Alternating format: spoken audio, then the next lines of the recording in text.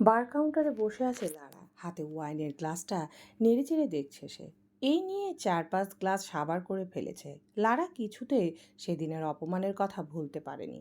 তরু কিভাবে সায়ানের সামনে দাঁড়িয়ে তাকে চড় মেরেছিল এবং সায়ান তার বউকে আরো উস্কে দিয়েছিল সেসব ভাবলেই লারার মাথাটা ধপ করে জ্বলে ওঠে।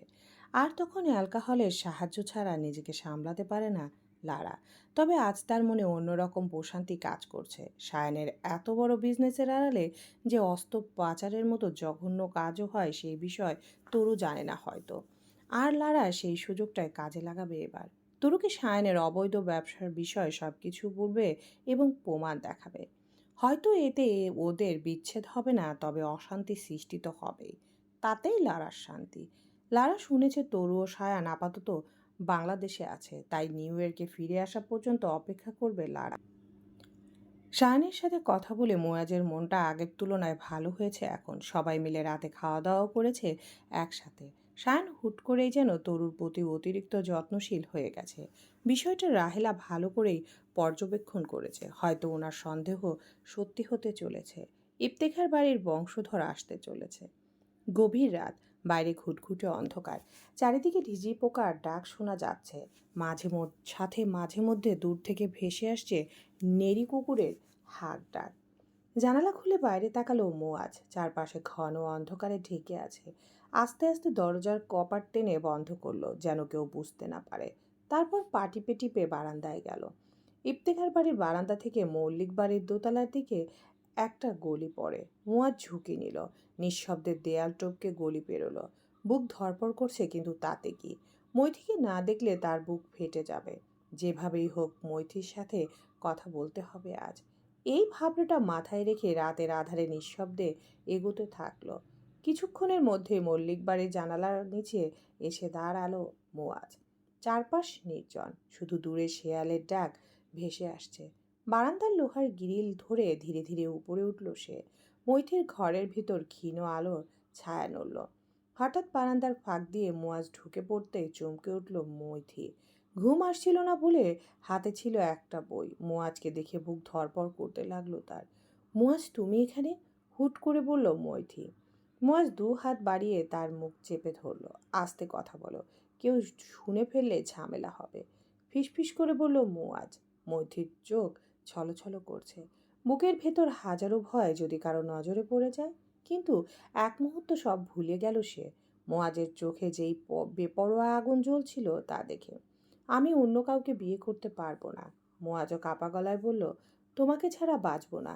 কালকে কি হবে জানি না আমি। ভাইয়া আসবে তোমার বাবার সাথে কথা বলতে, কিন্তু তারপরও যদি তিনি রাজি না হন, তাহলে তাহলে আমরা পালিয়ে যাব। মৈথির বুক কেঁপে উঠল। পাগল হয়েও না মুয়াজ। তুমি জানো না বাবা যদি টের পান তবে শেষ করে ফেলবেন আমাদের। মুয়াজ মৈথির হাত শক্ত করে ধরে টেনে নিল নিজের কাছে। শেষ করুক, তবু আমি তোমাকে ছাড়তে পারবো না। আমার চোখের দিকে তাকিয়ে বলো, তুই আমায় ভালোবাসিস? শুধু আমাকেই চাইছিস? বল মৈথি। রাগে থরথর করে কাঁপছে মুয়াজ। মৈথি জানে মুয়াজ রেগে গেলেই তুই তুকারি করে, সামলাতে পারে না নিজেকে। মৈথি আর নিজেকে সামলাতে পারল না। বুক ভেঙে কান্না করে এলো তার। মুয়াজকে জড়িয়ে ধরে হু হু করে কাঁদতে লাগলো। হ্যাঁ মুয়াজ, শুধু তোমাকেই চাই। কিন্তু বাবা, আমি আমার পরিবারের সম্মান নষ্ট করতে পারবো না। মৈথিকে নিজের থেকে দূরে সরিয়ে ফেলল মুয়াজ। হিসিয়ে বলল, তাহলে তুই তোর বাবার সম্মান নিয়ে আরেকজনের বউ হয়ে যা। আমাকে আর দরকার নেই। মৈথি আবারও মুয়াজকে জড়িয়ে ধরে ফুপিয়ে কেঁদে বলল, এভাবে বলছো কেন? আমি কি তাই বলেছি? মুয়াজ মৈথিকে দূরে সরিয়ে দিল আবার। রাগে মাথা কাজ করছে না ওর। মুয়াজ সহজে রাগ করে না, তবে রাগলে নিজেকে সামলাতেও পারে না। তুই সর এখান থেকে, আমি যাচ্ছি। তোর বিয়েতে দাঁত করিস আসবো, পেট পুড়ে খেয়ে যাব। মুয়াজ বারান্দার দিকে চলে যেতে চাইলে মৈথি পেছন থেকে শক্ত করে জড়িয়ে ধরে। মুয়াজ তবুও চলে যেতে চায়। মৈথি ফ্লোরে বসে পড়ে মুয়াজের পা ধরে বলে, কেন এমন করছো? তার চেয়ে আমাকে মেরে ফেলো। মৈথির এমন আচরণে মুয়াজের রাগ পড়ে গেল। পেছন ফিরে ফ্লোরে বসলো সেও। মুয়াজও মৈথির পা জড়িয়ে ধরে বলল, আমিও তোর পা ধরে বলছি এমন করিস না আমার সাথে। হয় তুই আমার হবি কথা দে, নয়তো এক্ষুনি আমাকে মেরে ফেলার ব্যবস্থা কর। নয়তো আমার মাথা খারাপ হয়ে গেলে তালুকদারের ছেলেও আস্ত থাকবে না, আর তোর বাবাকেও মানব না, তুলে নিয়ে যাব তোকে। মৈথি রীতিমতো চমকাচ্ছে মুয়াজের আচরণে। আজ অবধি কখনো ছেলেটাকে এমন ভয়ঙ্কর রূপে দেখেনি সে। মৈথি মুয়াজের হাত ওর পা থেকে সরিয়ে ফেলল, আলতো করে মাথায় হাত বুলিয়ে দিল। শান্ত হও একটু। তুই হ আগে। তুই আমার হ আগে। আমি তো তোমারই। আমার হলে এভাবে লুকিয়ে দেখা করতে হচ্ছে কেন? অন্য কারোর সাথে বিয়ে ঠিক হয়েছে কেন? উত্তর দে মৈথি। মুয়াজ মৈথির কাঁধে হাত রেখে এক প্রকার ঝাঁকিয়ে জিজ্ঞাসা করলো মৈথিকে। মেয়েটা আবারও ওকে জড়িয়ে ধরল। যে মেয়েটা কথা বলতে গেলেও লজ্জায় নুয়ে পড়তো, সে আজ বারবার তার প্রেমিকের বুকে মুখ গুজে কাঁদছে। এটাই হয়তো পরিস্থিতির ক্ষমতা। পরিস্থিতি এভাবে মানুষকে বদলে দেয়, যা কল্পনা করা যায় না। তোমার ভাইয়া আগামীকাল আসুক, তারপর দেখি কি হয়। তবে কথা দিচ্ছি আমি অন্য কারো হব না। দরকার হলে আমি পৃথিবী ছাড়বো। কথা শেষ হওয়ার আগে জোরে সোরে একটা থাপ্পড় পড়ল মৈথির গালে। মেয়েটার কান্নার বেগ বৃদ্ধি পেল তাতে। মুয়াজ ওর চুলের মুঠি টেনে ধরে বলল, তোর এইসব আবেগ তুই তোর কাছ রাখ। আমি তোর কবরের মাটি দিতে চাই না, তোর সাথে সংসার করতে চাই। খোদার কসম, যদি তুই নিজের একটুও ক্ষতি করিস তাহলে মল্লিক বাড়ি জ্বালিয়ে দেব আমি। মৈথির চুপচাপ কাঁদছে শুধু। মুয়াজও কথাটা বলে চুপ করে গেল। মেয়েটার সাথে এত রাগারাগি করা ঠিক হচ্ছে না ভেবে আলতো করে গালে ঠোঁট ছুঁয়ে দিল কয়েকবার। মুহূর্তে লজ্জাবতী পাতার মতো নুয়ে গেল মৈথি। মুয়াজ তাকে বুকে জড়িয়ে ধরে মাথায় হাত রেখে বলল, শোনো, যা করার ঠান্ডা মাথায় করতে হবে। হোম। মৈথি জি। একটা অন্যায় আবদার করতে যাচ্ছি, তুমি কি আমাকে ক্ষমা করবে? আচমকা মুয়াজ এমন কথায় অবাক হলো মৈথি। কি? আমি তোমাকে এই মুহূর্তে নিজের করে নিতে চাই। মৈথির বিস্ময় কাটে না। মুয়াজের হঠাৎ কি হলো? সে তো কখনো এইসব কথা বলে না। কি বলছো তুমি? মুয়াজ মৈথির কাঁধে মৃদুভাবে ঠোঁট ছুঁয়ে দিয়ে বলল, ভালোবাসা ও যুদ্ধে সব কিছু করা যায় মুয়াজ। হ্যাঁ, যদি কালকে কিছু না হয়, ভাইয়া অসফল হয়, তখন তাহলে তুমি বাড়ির সকলকে জানাবে তুমি প্রেগনেন্ট। আর সেই জন্যই এখন আমার তোমাকে চাই পুরোপুরি। আমি পাপ করে না হয় সারা জীবন তবা করে যাব, কিন্তু তোমাকে কোনো কিছুর বিনিময়ে হারাতে পারবো না। মৈথি মুয়াজের এমন ভয়ঙ্কর কথায় ভয় পেল। লজ্জা, আতঙ্ক, ভয় সবকিছু যেন মিলেমিশে যাচ্ছে ওর। মুয়াজ মৈথির কাছাকাছি চলে এসেছে, এতটা কাছে যে মৈথি মুয়াজকে অনুভব করতে পারছে। শোনো, আমি দ্বিধায় আছি। দয়া করে তুমি এসব করো না। এটা পাপ। কাল যদি বাবা রাজি না হন, তারপর না হয় আমরা অন্য কিছু ভাববো। Please Muaz, please. মৈথির অনুরোধে দীর্ঘশ্বাস ছাড়ল মুয়াজ। থেমে গেল সে। বলল, ঠিক আছে, আগামীকালের অপেক্ষায় রইলাম তবে। কিন্তু মনে রেখো, যদি পরিবারের কথা মতো অন্য কাউকে বিয়ে করো, তবে আমাকে হারাবে তুমি। ঠিক তোমাকে যেভাবে ভালোবেসি, কাছে আসি, এইভাবেই অন্য একটা মেয়েকে বিয়ে করে ভালোবাসবো আমি, আদর করব। বুঝতে পারছো? অন্য মেয়েকে অন্য কোনো মেয়েকে মুয়াজের সাথে কল্পনা করতে মৈথির বুকে যন্ত্রণা অনুভব করলো। শক্ত করে মুয়াজকে জড়িয়ে ধরে বলল, কক্ষনো না, তুমি শুধু আমার। মুয়াজের ঠোঁটের কোণে হাসি ফুটলো এবার। হেসে বলল, সেটা তোমার উপর নির্ভর করছে। হু হু। বসা থেকে উঠে দাঁড়ালো মুয়াজ। মৈথি আশেপাশে নজর বুলাতে বুলাতে বলল, এখন তুমি যাও। হ্যাঁ যাচ্ছি, আগামীকাল রাতে আবার আসবো। তবে তার মধ্যে যদি সবকিছু ম্যানেজ হয়ে যায়, তবে আলহামদুলিল্লাহ। মৈথির মাথার তালুতে চুমু খেলো মুয়াজ। মৈথিও ওর বুকে মুখ গুজে রইল। আচ্ছা, আসছি। সাবধানে যেও। মুয়াজ মুচকি হেসে বারান্দার দিকে এগোলো। মৈথি তাকিয়ে রইল সেদিকে। মুয়াজ চলে যাওয়ার পর লম্বা একটা নিঃশ্বাস ফেলে বিছানায় গিয়ে শরীর এলিয়ে দিল। ভোরের আলো ফুটেছে অনেকক্ষণ। ইফতেখার বাড়ির খাবার রুমে সকালের খাওয়া দাওয়ার পাট চুকালো কেবল। হারুন ইফতেখার নিজের ঘরে বাইরে বেরোনোর জন্য রেডি হচ্ছেন। সায়ান ইতিমধ্যে উঠোনে এসে দাঁড়িয়েছে। বাবা ছেলে মিলে মল্লিক বাড়িতে যাবে এখন। মুয়াজ এখনো ঘুম থেকে ওঠেনি আজ। সারা রাত নানান চিন্তা ভাবনা করতে করতে ফজরের নামাজের পর ঘুমিয়েছিল বলে ঘুমটা এখনো ভাঙেনি তার। রাহেলা ইফতেখার অবশ্য মুয়াজকে ডাকতে চেয়েছিলেন, কিন্তু তরু বারণ করাতে আর ডাকেনি। সত্যি বলতে গত কয়েকদিন ধরে মৈথিকে নিয়ে চিন্তা করতে করতে রাতে আর ঘুম হয়নি ছেলেটার। কিন্তু গতকাল রাতে মৈথির সাথে কথা বলে আসার পর মনটা একটু হলেও শান্ত হয়েছিল তার। কি রে মৈথি, খাচ্ছিস না যে? হাতে খাবার নিয়ে বসে আছিস কেন? লতার কথায় নড়েচড়ে উঠল মৈথি। সকালে ব্রেকফাস্ট করতে ডাইনিং রুমে যায়নি মেয়েটা, সেজন্য এখন ঘরে খাবার নিয়ে এসেছেন লতা মল্লিক। তবে খাওয়াতে মৈথির মন নেই। সে বারবার ঘড়ির কাঁটার দিকে তাকাচ্ছে কেবল। খেতে ইচ্ছে করছে না। না খেয়ে থাকলে কিছু বদলাবে না। মৈথির তপ্ত নিঃশ্বাস ছাড়ল। এর মধ্যে কলিং বেলের শব্দ ভেসে এলো। মুহূর্তে মৈথির বুকটা কেমন ধুকপুক করে উঠল। লতা মল্লিক বসা থেকে উঠে দাঁড়ালেন, খেয়ে নিস। গিয়ে দেখি এখন আবার কে এলো। মৈথি মাথা নেড়ে সম্মতি জানালো কেবল। লতা মল্লিক ঘর থেকে বেরিয়ে যেতেই মৈথিও বসা থেকে উঠল। ধীর পায়ে ঘর থেকে বেরিয়ে দোতলার বারান্দায় এসে দাঁড়ালো। এখান থেকে বসার ঘর স্পষ্ট দেখা যায়, সব কথাও শোনা যায়। তাই ইফতেখার বাড়ির লোকজনের সাথে কি কথা হয় না হয় সেসব এখানে দাঁড়িয়েই শুনবে সে। মল্লিক বাড়ির কর্তা সুলতান মল্লিক বাড়ি থেকে বের হওয়ার প্রস্তুতি নিচ্ছিলেন। এমন সময় লতা মল্লিক এলেন ঘরে। আয়নার সামনে দাড়িতে হাত বুলিয়ে দাঁড়িয়ে হাত বুলাতে বুলাতে স্ত্রী লতার দিকে দৃষ্টিপাত করলে বললেন সুলতান, কি ব্যাপার লতা, তোমার চোখ মুখ এমন দেখাচ্ছে কেন? লতা ভয়ে ভয়ে নিচু কণ্ঠে করে বলল, ইফতেখার বাড়ির লোকজন এসেছে, আপনার সাথে কথা বলবে বলল। মুহূর্তেই সুলতান মল্লিকের চেহারার রং বদলে গেল। রাগে গটগট করে ঘর থেকে বেরিয়ে সোজা বসার ঘরের দিকে এগোলেন তিনি। লতাও পিছু পিছু এলেন। বসার ঘরে তখন সায়ান ও হারুন ইফতেখার বসেছিল।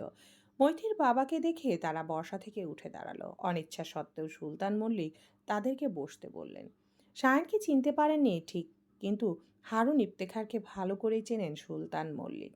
মুখোমুখি সোফায় বসে আছে সুলতান মল্লিক ও ইফতেখার বাড়ির কর্তা হারুন ইফতেখার ও তার ছেলে সায়ান ইফতেখার। সবার মুখ চোখ কেমন থমথমে হয়ে আছে। মৈথি বারান্দায় দাঁড়িয়ে আছে গোপনে সব কথা শুনবে বলে। লতা রান্নাঘরে গিয়েছে চায়ের বন্দোবস্ত করতে।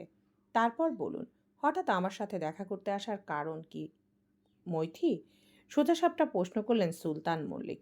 হারুন ইফতেখার মুচকি হাসলেন। বুদ্ধিমানদের কথা মুখে বলতে হয় না, তাদের জন্য ইশারায় যথেষ্ট। তুমি খুব বুদ্ধিমান সুলতান, কিন্তু আপনাদের বুদ্ধিমত্তা নিয়ে সন্দেহ আছে আমার। মৈথির আংটি বদল হয়ে গেছে, বিয়ের তারিখও ঠিক হয়ে গেছে। এই পরিস্থিতিতে আপনাদের আশাটা কি বোকামি নয়? সায়ন মুখ খুলল এবার। বিয়েটা এখনো হয়ে যায়নি আঙ্কেল। ভুরু কুঁচকে ফেললেন সুলতান আঙ্কেল। তুমি? ভুরু কুঁচকে ফেললেন সুলতান মল্লিক। তুমি? আমার ছেলে সায়ন, বললেন হারুন। সুলতান বললেন, দেখো সায়ন, তোমার ভাই যা করেছে, পথে ঘাটে বসে মেয়েটার সাথে কথা বলে তাকে বদনামের ভাগিদার করেছে। এখন ভালো একটা সম্বন্ধ পেয়েছি, মেয়ের বিয়ে ঠিক করেছি, তাতে নিশ্চয়ই তোমরা ব্যাগরা দিবে না। যার জন্য বদনাম হলো তাকে রেখে অন্য ছেলের কি প্রয়োজন ছিল আঙ্কেল? সুলতান বিরক্তি প্রকাশ করে বললেন, তোমার ভাই তো নিজেই চলে তোমাদের টাকায়। মৈথিকে বিয়ে করে কি খাওয়াতো? ঠোঁট বাঁকিয়ে হাসলো সায়ান। ইফতেখার বাড়ির লোকজন কি না না খেয়ে থাকে? মুয়াজ বেকার, সারা জীবন তো বেকার থাকবে না। তাছাড়া জায়গা জমি যা আছে সবই ও পাবে। আপনি হয়তো জানেন আমার কাজিনকে বিয়ে করেছি আমি। সেই সুবাদে শ্বশুর বাড়ির কোনো সম্পত্তি আমি নেব না, সব কিছু মুয়াজের। আমার নিজেরও কম কিছু নেই নিউ ইয়র্কে। মৈথিকে বিয়ে করার পর ওদেরকেও আমি নিউ ইয়র্কে নিয়ে যাব। আরামে থাকবে আপনার মেয়ে। বিদেশে থাকার কথা শুনে নড়েচড়ে বসলেন সুলতান। মেয়েকে কখনোই দেশের বাইরে পাঠাবেন না তিনি। এর মধ্যে লতা এলেন চায়ের কাপ নিয়ে। টেবিলের উপর কাপগুলো রেখে আবার নীরবে চলে গেলেন। আমি আমার মেয়েকে দূরে কোথাও পাঠাবো না, তার চেয়ে বড় কথা, মেয়ে এখন অন্য কারোর বাগদত্তা। সায়ন চায়ের কাপটা হাতে তুলে নিল। চা ওর খুব প্রিয়। তরু থাকলে এখন সায়নকে চা খাওয়ার জন্য নিশ্চিত বকা দিত। মেয়ের শান্তি চান না আপনি? আপনার মেয়ে তো মুয়াজকে পছন্দ করে। অন্য কোনো ছেলের সাথে বিয়ে হলে মন থেকে কখনো সুখী হতে পারবে না। তেতে উঠলেন সুলতান। আমার মেয়ের সুখ দুঃখ আমি বুঝবো। হারুন ইফতেখার কপালে হাত বুলিয়ে সায়ানের দিকে তাকিয়ে আছে। সুলতান মল্লিকের সাথে সায়ান পেরে উঠবে বলে মনে হচ্ছে না। আঙ্কেল, একটু মাথা ঠান্ডা করে ভাবুন। মেয়ে কষ্টে থাকলে কিন্তু আপনারই কলিজা পুড়বে। মৈথির চোখ ছলছল করছে। ওর বাবা কতটা ঘাড়ত্যাড়া সেটা মৈথি ভালো করেই জানে। তোমরা এখন আসতে পারো, আমার বাইরে কাজ আছে, বের হব একটু। বিয়ের কার্ড পাঠিয়ে দেব, এসো। আপনি নিশ্চিত বিয়েতে আমরা আসলে আপনার কোনো সমস্যা হবে না? সায়নের ঠোঁটের কোণে বাঁকা হাসির রেখা। সুলতান মল্লিক বসা থেকে উঠে দাঁড়ালেন। হারুন ও সায়নও উঠে দাঁড়িয়েছে। না, সমস্যা নেই, শুধু তোমার ভাইকে আনবে না। ওহ আচ্ছা, ঠিক আছে, আসছি আমরা। সায়ন এতটুকু বলেই হারুন ইফতেখারকে ইশারা করে মল্লিক বাড়ি থেকে বেরিয়ে এলো। সুলতান মল্লিক কিছুক্ষণ ওভাবেই দাঁড়িয়ে রইলেন, তারপর নিজের কাজে বেরিয়ে গেলেন। মৈথিও দৌড়ে নিজের রুমে ঢুকে দরজা আটকে দিয়ে বিছানায় শুয়ে কাঁদতে লাগলো। লতা মল্লিক সব কিছু বুঝেও কিছু করতে পারছে না, কেবল দীর্ঘশ্বাস ছেড়ে সব কিছু দেখে যাচ্ছেন। বসার ঘরের এক কোনায় দাঁড়িয়ে বাবা ভাইয়ের কথা শুনছে মুয়াজ। সুলতান মল্লিক যে কতটা ঘাড়তারা সেটা মুয়াজ ভালো করেই জানে। এবার যা করার নিজের মতো করেই করবে বলে মনে মনে সিদ্ধান্ত নিয়েছে মুয়াজ। দুপুরে খাওয়া দাওয়া শেষ করে রুমে এসে বসলো তরু, সায়ান। তরু ওর রাত ভেজা চুলগুলো মেলে বিছানায় শুয়ে পড়ল। এখানে আসার আগে হেয়ার ড্রায়ার নিয়ে আসা হয়নি। সায়ান কুনুইতে ভর দিয়ে শুয়ে তরুর মাথায় হাত বুলিয়ে দিয়ে বলল, শরীর কেমন লাগছে? শরীর শরীর তো ঠিকই আছে, আমি ভাবছি এখন কি হবে। সায়ান তরুর ঠোঁটে আলতো করে ঠোঁট ছুঁয়ে দিল একবার। তরুর চোখ পাকালো তাতে। ওভাবে দেখার কি হয়েছে রে? চুমুই তো খেয়েছি, ঠোঁটে তো মরিচ ঘষে দিইনি আর। তরু বুঝলো সায়ান তাকে খুঁচিয়ে বলল কথাটা। ওই যে হামিমবার্ড বইয়ের নায়ক তেজরিন খান আরিশ আছে, ওই সাইকো লোকটা একবার তার বইয়ের ঠোঁটে মরিচ ঘষে দিয়েছিল, তাও অন্য ছেলের দিকে তাকিয়ে হাসার অপরাধে। সায়ন, মজা বাদ দাও তুমি। সায়ন এবার গম্ভীর কণ্ঠে বলল, তুই এত ভাবিস না, আমি আছি তো। তুই বরং একটু রেস্ট দিয়ে রেডি হ।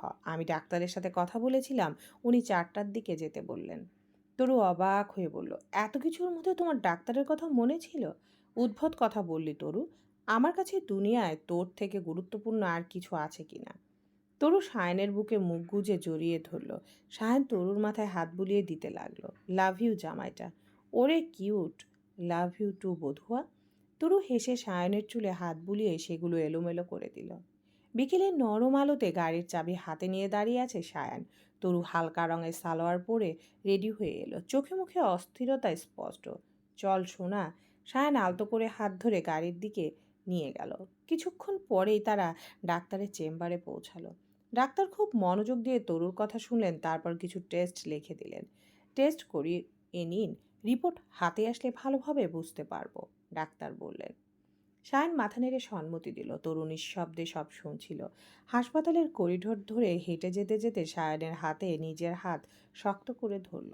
ভয় করছে? ভয় পাস না, আমি আছি তো। সায়ন একবার হাত টিপে দিল, ভরসা দিল তরুকে। টেস্ট করাতে বেশ কিছু সময় লেগে গেল। অপেক্ষার সময় তরু জানালার পাশে বসে বাইরে তাকিয়ে রইল। সায়ন বারবার পানি এনে দিল, খোঁজ খবর নিল। অবশেষে রিপোর্ট হাতে এলো। উত্তেজনা সামলাতে না পেরে সায়ন ডাক্তারের চেয়ে আগে রিপোর্ট নিয়ে পড়তে লাগলো। প্রেগনেন্সির রিপোর্ট পজিটিভ বা নেগেটিভ তো অনেকেই বুঝতে পারে। সেটা ভেবেই সায়ন কয়েক সেকেন্ড থম মেরে দাঁড়িয়ে রইল, নজর রিপোর্টের উপর। তারপর ধীরে ধীরেও মুখে এক অদ্ভুত উজ্জ্বলতা ছড়িয়ে গেল ওর। তরু। সায়নের গলা ভেঙে এলো উত্তেজনায়। কি হলো? বলো না সায়ন। তরুর বুক ধুকপুক করছে। সায়ন এক ঝটকায় তরুকে কাছে টেনে নিয়ে ফিসফিস করে বলল, তুই মা হতে চলেছিস সোনা, আর আমি বাবা। তরু অবিশ্বাস্য দৃষ্টিতে সায়নের দিকে তাকালো। কয়েক সেকেন্ড নিঃশব্দ, তারপর চোখ ভেড়ে এলো পানিতে। খুশিতে কেঁদে উঠল মেয়েটা। সত্যি? হ্যাঁ রে বোকা, একেবারেই সত্যি। তরু এবার দু হাতে মুখ ঢেকে কেঁদে ফেলল। সায়ন তার চোখের পানি মুছে দিল। কপালে চুমু খেয়ে বলল, এবার কিন্তু আমার আরেকটা দায়িত্ব বাড়ল। শুধু তোকে নয়, আমার ছোট্ট পরীর দিকেও খেয়াল রাখতে হবে। তরু দু হাতে মুখ ঢেকে হঠাৎই কেঁদে ফেলল। সায়ন কাছে টেনে তার চোখের পানি মুছে দিয়ে কপালে আলতো করে চুমু খেয়ে বলল। তরু নাক টেনে হেসে উঠল। পড়ি ছেলে হবে না মেয়ে সেটা আগে থেকে জেনে বসে আছো নাকি? সায়ন হেসে উত্তর দিল, ছেলে মেয়ে আল্লাহর দান, আমি কি করে জানবো? মুখ থেকে হুট করে পরি শব্দটা বেরিয়ে এলো, এই আর কি। তরু মুচকি হেসে মাথা নাড়ল। সায়ন হাত ধরে আবার ডাক্তারের চেম্বারে নিয়ে গেল। রিপোর্ট ভালোভাবে দেখে ডাক্তার নিশ্চিত করলেন তরুর প্রেগন্যান্সির কথা। পাশাপাশি বিস্তারিত বুঝিয়ে দিলেন কিভাবে প্রতিদিন খাওয়া দাওয়া করতে হবে, কোন কোন খাবারে নজর দিতে হবে, কেমন চলাফেরা করতে হবে, আর কখন নিয়মিত চেক আপ করতে আসতে হবে। সায়ন মনোযোগ দিয়ে প্রতিটি কথাই শুনল, যেন নিজের ভেতরে গেঁথে নিল নির্দেশনাগুলো। সব লিখে নিল ফোনে, কোনো কিছু যেন বাদ না পড়ে। চেম্বার থেকে বের হয়ে গাড়িতে উঠতে সায়ন হালকা স্বরে বলল, এবার থেকে তোকে একা ছেড়ে কোথাও যাব না, সব কিছু আমি সামলাবো। তরু শুধু চুপচাপ তাকিয়ে রইল তার জামাইটার দিকে। চোখে মুখ ভরে উঠল এক অদ্ভুত তৃপ্তির আর নিশ্চয়তায়। ডাক্তারের কাছ থেকে বেরিয়ে দুজন হাত ধরাধরি করে বাড়ির উদ্দেশ্যে রওনা দিল। সন্ধ্যাবেলা ইফতেখার বাড়ি যেন উৎসবের আলোর ঝলকানিতে ভরে উঠেছে। বহু বছর পরে অবশেষে এ বাড়িতে নতুন প্রাণ আসছে। ছোট্ট সদস্যের আগমনের খবর সবার হৃদয়ে অজানা শিহরণ জাগিয়েছে। আনন্দ যেন চারিদিকে ছাপিয়ে উঠেছে। আসমা, ইফতেখার, রাহেলা আর হারুন তিনজনে খুশিতে চোখ ভিজিয়ে ফেললেন। এতদিনের পরীক্ষা, এতদিনের দোয়া আজ যেন অপূর্ণতা সবকিছুর অপূর্ণতা এসে গেছে। তরু ও সায়ানের ভরা সংসারে একে অপরকে জড়িয়ে ধরে তারা কান্নার ফাঁকে হাসলেন। আসমা তৎক্ষণাৎ ফোন করে মেয়েকে আহানাকে খবর জানালেন। খুশিতে আহানার কণ্ঠ কেঁপে উঠল। আনন্দ চেপে রাখতে না পেরে সে জানালো সে 2 দিন পরে বাবার বাড়িতে চলে আসবে। এই খুশির মুহূর্ত থেকে নিজেকে দূরে রাখতে চাইছে না আহানা। হাসি, আনন্দ, দোয়া আর কোলাহলে ভরে উঠল বাড়ির এক কোণায়। জমে আছে নীরবতা, অচেনা ভারী আবহাওয়া। মুয়াজ একলা বসে আছে, মনটা তার বড্ড অস্থির। চোখে মুখে আগোছালো ভাব, ভেতরে জমাট বাঁধা ঝড়। কেউ দেখতে পাচ্ছে না পুরোটা। সবাই টের পাচ্ছে ছেলেটার ভেতরে অশান্তি, কিন্তু কিছু বলার সাহস করছে না। কারণ সবাই জানে মুয়াজের মেজাজ আজকাল বড্ড গরম, অল্পতেই ফেটে পড়ে। তাই খুশির আবহে তার দুঃখটাকে এড়িয়ে যেতেই চেষ্টা করছে সবাই। রাতে খাওয়া দাওয়া শেষ করে সরাসরি মুয়াজের ঘরে এলো সায়ান। তরু এখনো খাচ্ছে, বাকিরাও ভাত নিয়ে ব্যস্ত। কিন্তু মুয়াজ একাই অন্ধকারে বসেছিল, এক মুঠো ভাতও খায়নি। মুয়াজ! সায়ানের ডাকে চমকে উঠল সে, দুতে উঠে গিয়ে বাতি জ্বালালো। হ্যাঁ ভাইয়া, এসো। সায়ান ধীর পায়ে এগিয়ে গিয়ে বিছানার একপাশে বসলো। ঘরের গুমট পরিবেশে মুয়াজের অস্থিরতা তাকে যেন গ্রাস করলো। এত ভাবছিস কেন রে? আমি কি নেই? সায়ান নরম গলায় বলল। মুয়াজ গভীর নিঃশ্বাস ফেলে তাকালো সায়ানের চোখের দিকে। কি করবে তুমি ভাইয়া? সোজা পথে কাজ হবে না। মৈথির বাবা একেবারে ঘাড়তারা মানুষ। যা করার আমি করব। কি করবি? মৈথির সাথে কথা বলবো, সামনে অপশন থাকবে, হয় পরিবার নয়তো আমি। যে কোনো একটা বেছে নিতে হবে। সায়ান কাঁধে হাত রেখে শান্ত করার চেষ্টা করলো। একটা মেয়ের জন্য এই সিদ্ধান্ত নেওয়া সহজ না মুয়াজ। বাবা মা জন্ম দিয়েছেন, এত বছর আগলে রেখেছেন। হুট করে কি সে তাদের ছেড়ে আসতে পারবে? মুয়াজ ধৈর্য হারিয়ে বলল, তাহলে কি করব ভাইয়া? কোন পথে গেলে তাকে পাবো? সায়ান ভুরু কুচকালো, তারপর গম্ভীর স্বরে বলল, বাস্তবতা অনেক কঠিন। এখন ওই তোর বিয়ে করাটা আমি সাপোর্ট করব না। মৈথিরও বয়স হয়নি। 18 হলে একটা কথা ছিল। এখন জোর করলে আইনি ঝামেলা বাঁধবে। শোন, আগামীকাল মৈথির বিয়ের আসরে আমি পুলিশ নিয়ে যাব। তুই শুধু মৈথিকে বলবি, সবার সামনে যেন সে স্পষ্ট করে বলে এই বিয়েতে তার কোনো মত নেই। ব্যাস। মুয়াজ কপাল চেপে ধরল। ঠিক আছে, কিন্তু তারপর? তার বাবা মা তো আবারও বিয়ে দিতে চাইবে, লুকিয়ে দিলেও দিতে পারে। শায়ন ঠোঁট বাঁকিয়ে হালকা হাসল। সোজা আঙ্গুলে ঘি না উঠলে তোর ভাই আঙ্গুল বাঁকাতে জানে। আমার ভালো রূপ সবাই দেখেছে, খারাপটা কেউ দেখেনি। চুপচাপ মাথা নিচু করে বসে থাকলো মুয়াজ। বুকের ভিতরে একটাই চিন্তা, যেভাবেই হোক মৈথিকে কাছে আনতে হবে। সায়ান দাঁড়িয়ে উঠল। ঘুমিয়ে পড়, কাল সব দেখা যাবে। তবে নিশ্চিত থাক মৈথির বিয়ে হচ্ছে না। তার ব্যবস্থা আমি এখনই করছি। মুয়াজ ধীরে স্বস্তির নিঃশ্বাস ছাড়ল। ঠিক আছে ভাইয়া, আপু কই? শরীর কেমন এখন? আলহামদুলিল্লাহ, সব কিছু ভালো। শুধু তুই একটু শান্ত হ, ঘুমা। শুভরাত্রি। আচ্ছা। সায়ান ঘর থেকে বেরিয়ে যেতে দরজার ভেতর থেকে আটকে দিল মুয়াজ। চারপাশ নিস্তব্ধ হয়ে এসেছে। জানালা দিয়ে রাতের অন্ধকার গাঢ় হয়ে ঢুকে পড়ছে ঘরে। বাইরের কোথাও হালকা বাতাসে পাতার খসখস শব্দ ছাড়া আর কিছুই নেই। মুয়াজ বিছানায় বসে মাথা 2 হাতে চেপে ধরল। সময় যেন স্থির হয়ে আছে। রাত যত গভীর হবে ততই তার মনে এক অদৃশ্য চাপ বাড়তে থাকবে। সে জানে ভোর হওয়ার আগেই তাকে বেরোতে হবে, মৈথির কাছে যেতে হবে। সব কিছু কিন্তু সব কিছু এখন নির্ভর করছে মৈথির উপর। মেয়েটা যদি পুলিশের সামনে সামান্য সাহস করে স্পষ্টভাবে বলতে না পারে যে সে এই বিয়ে চায় না, তাহলে সব শেষ।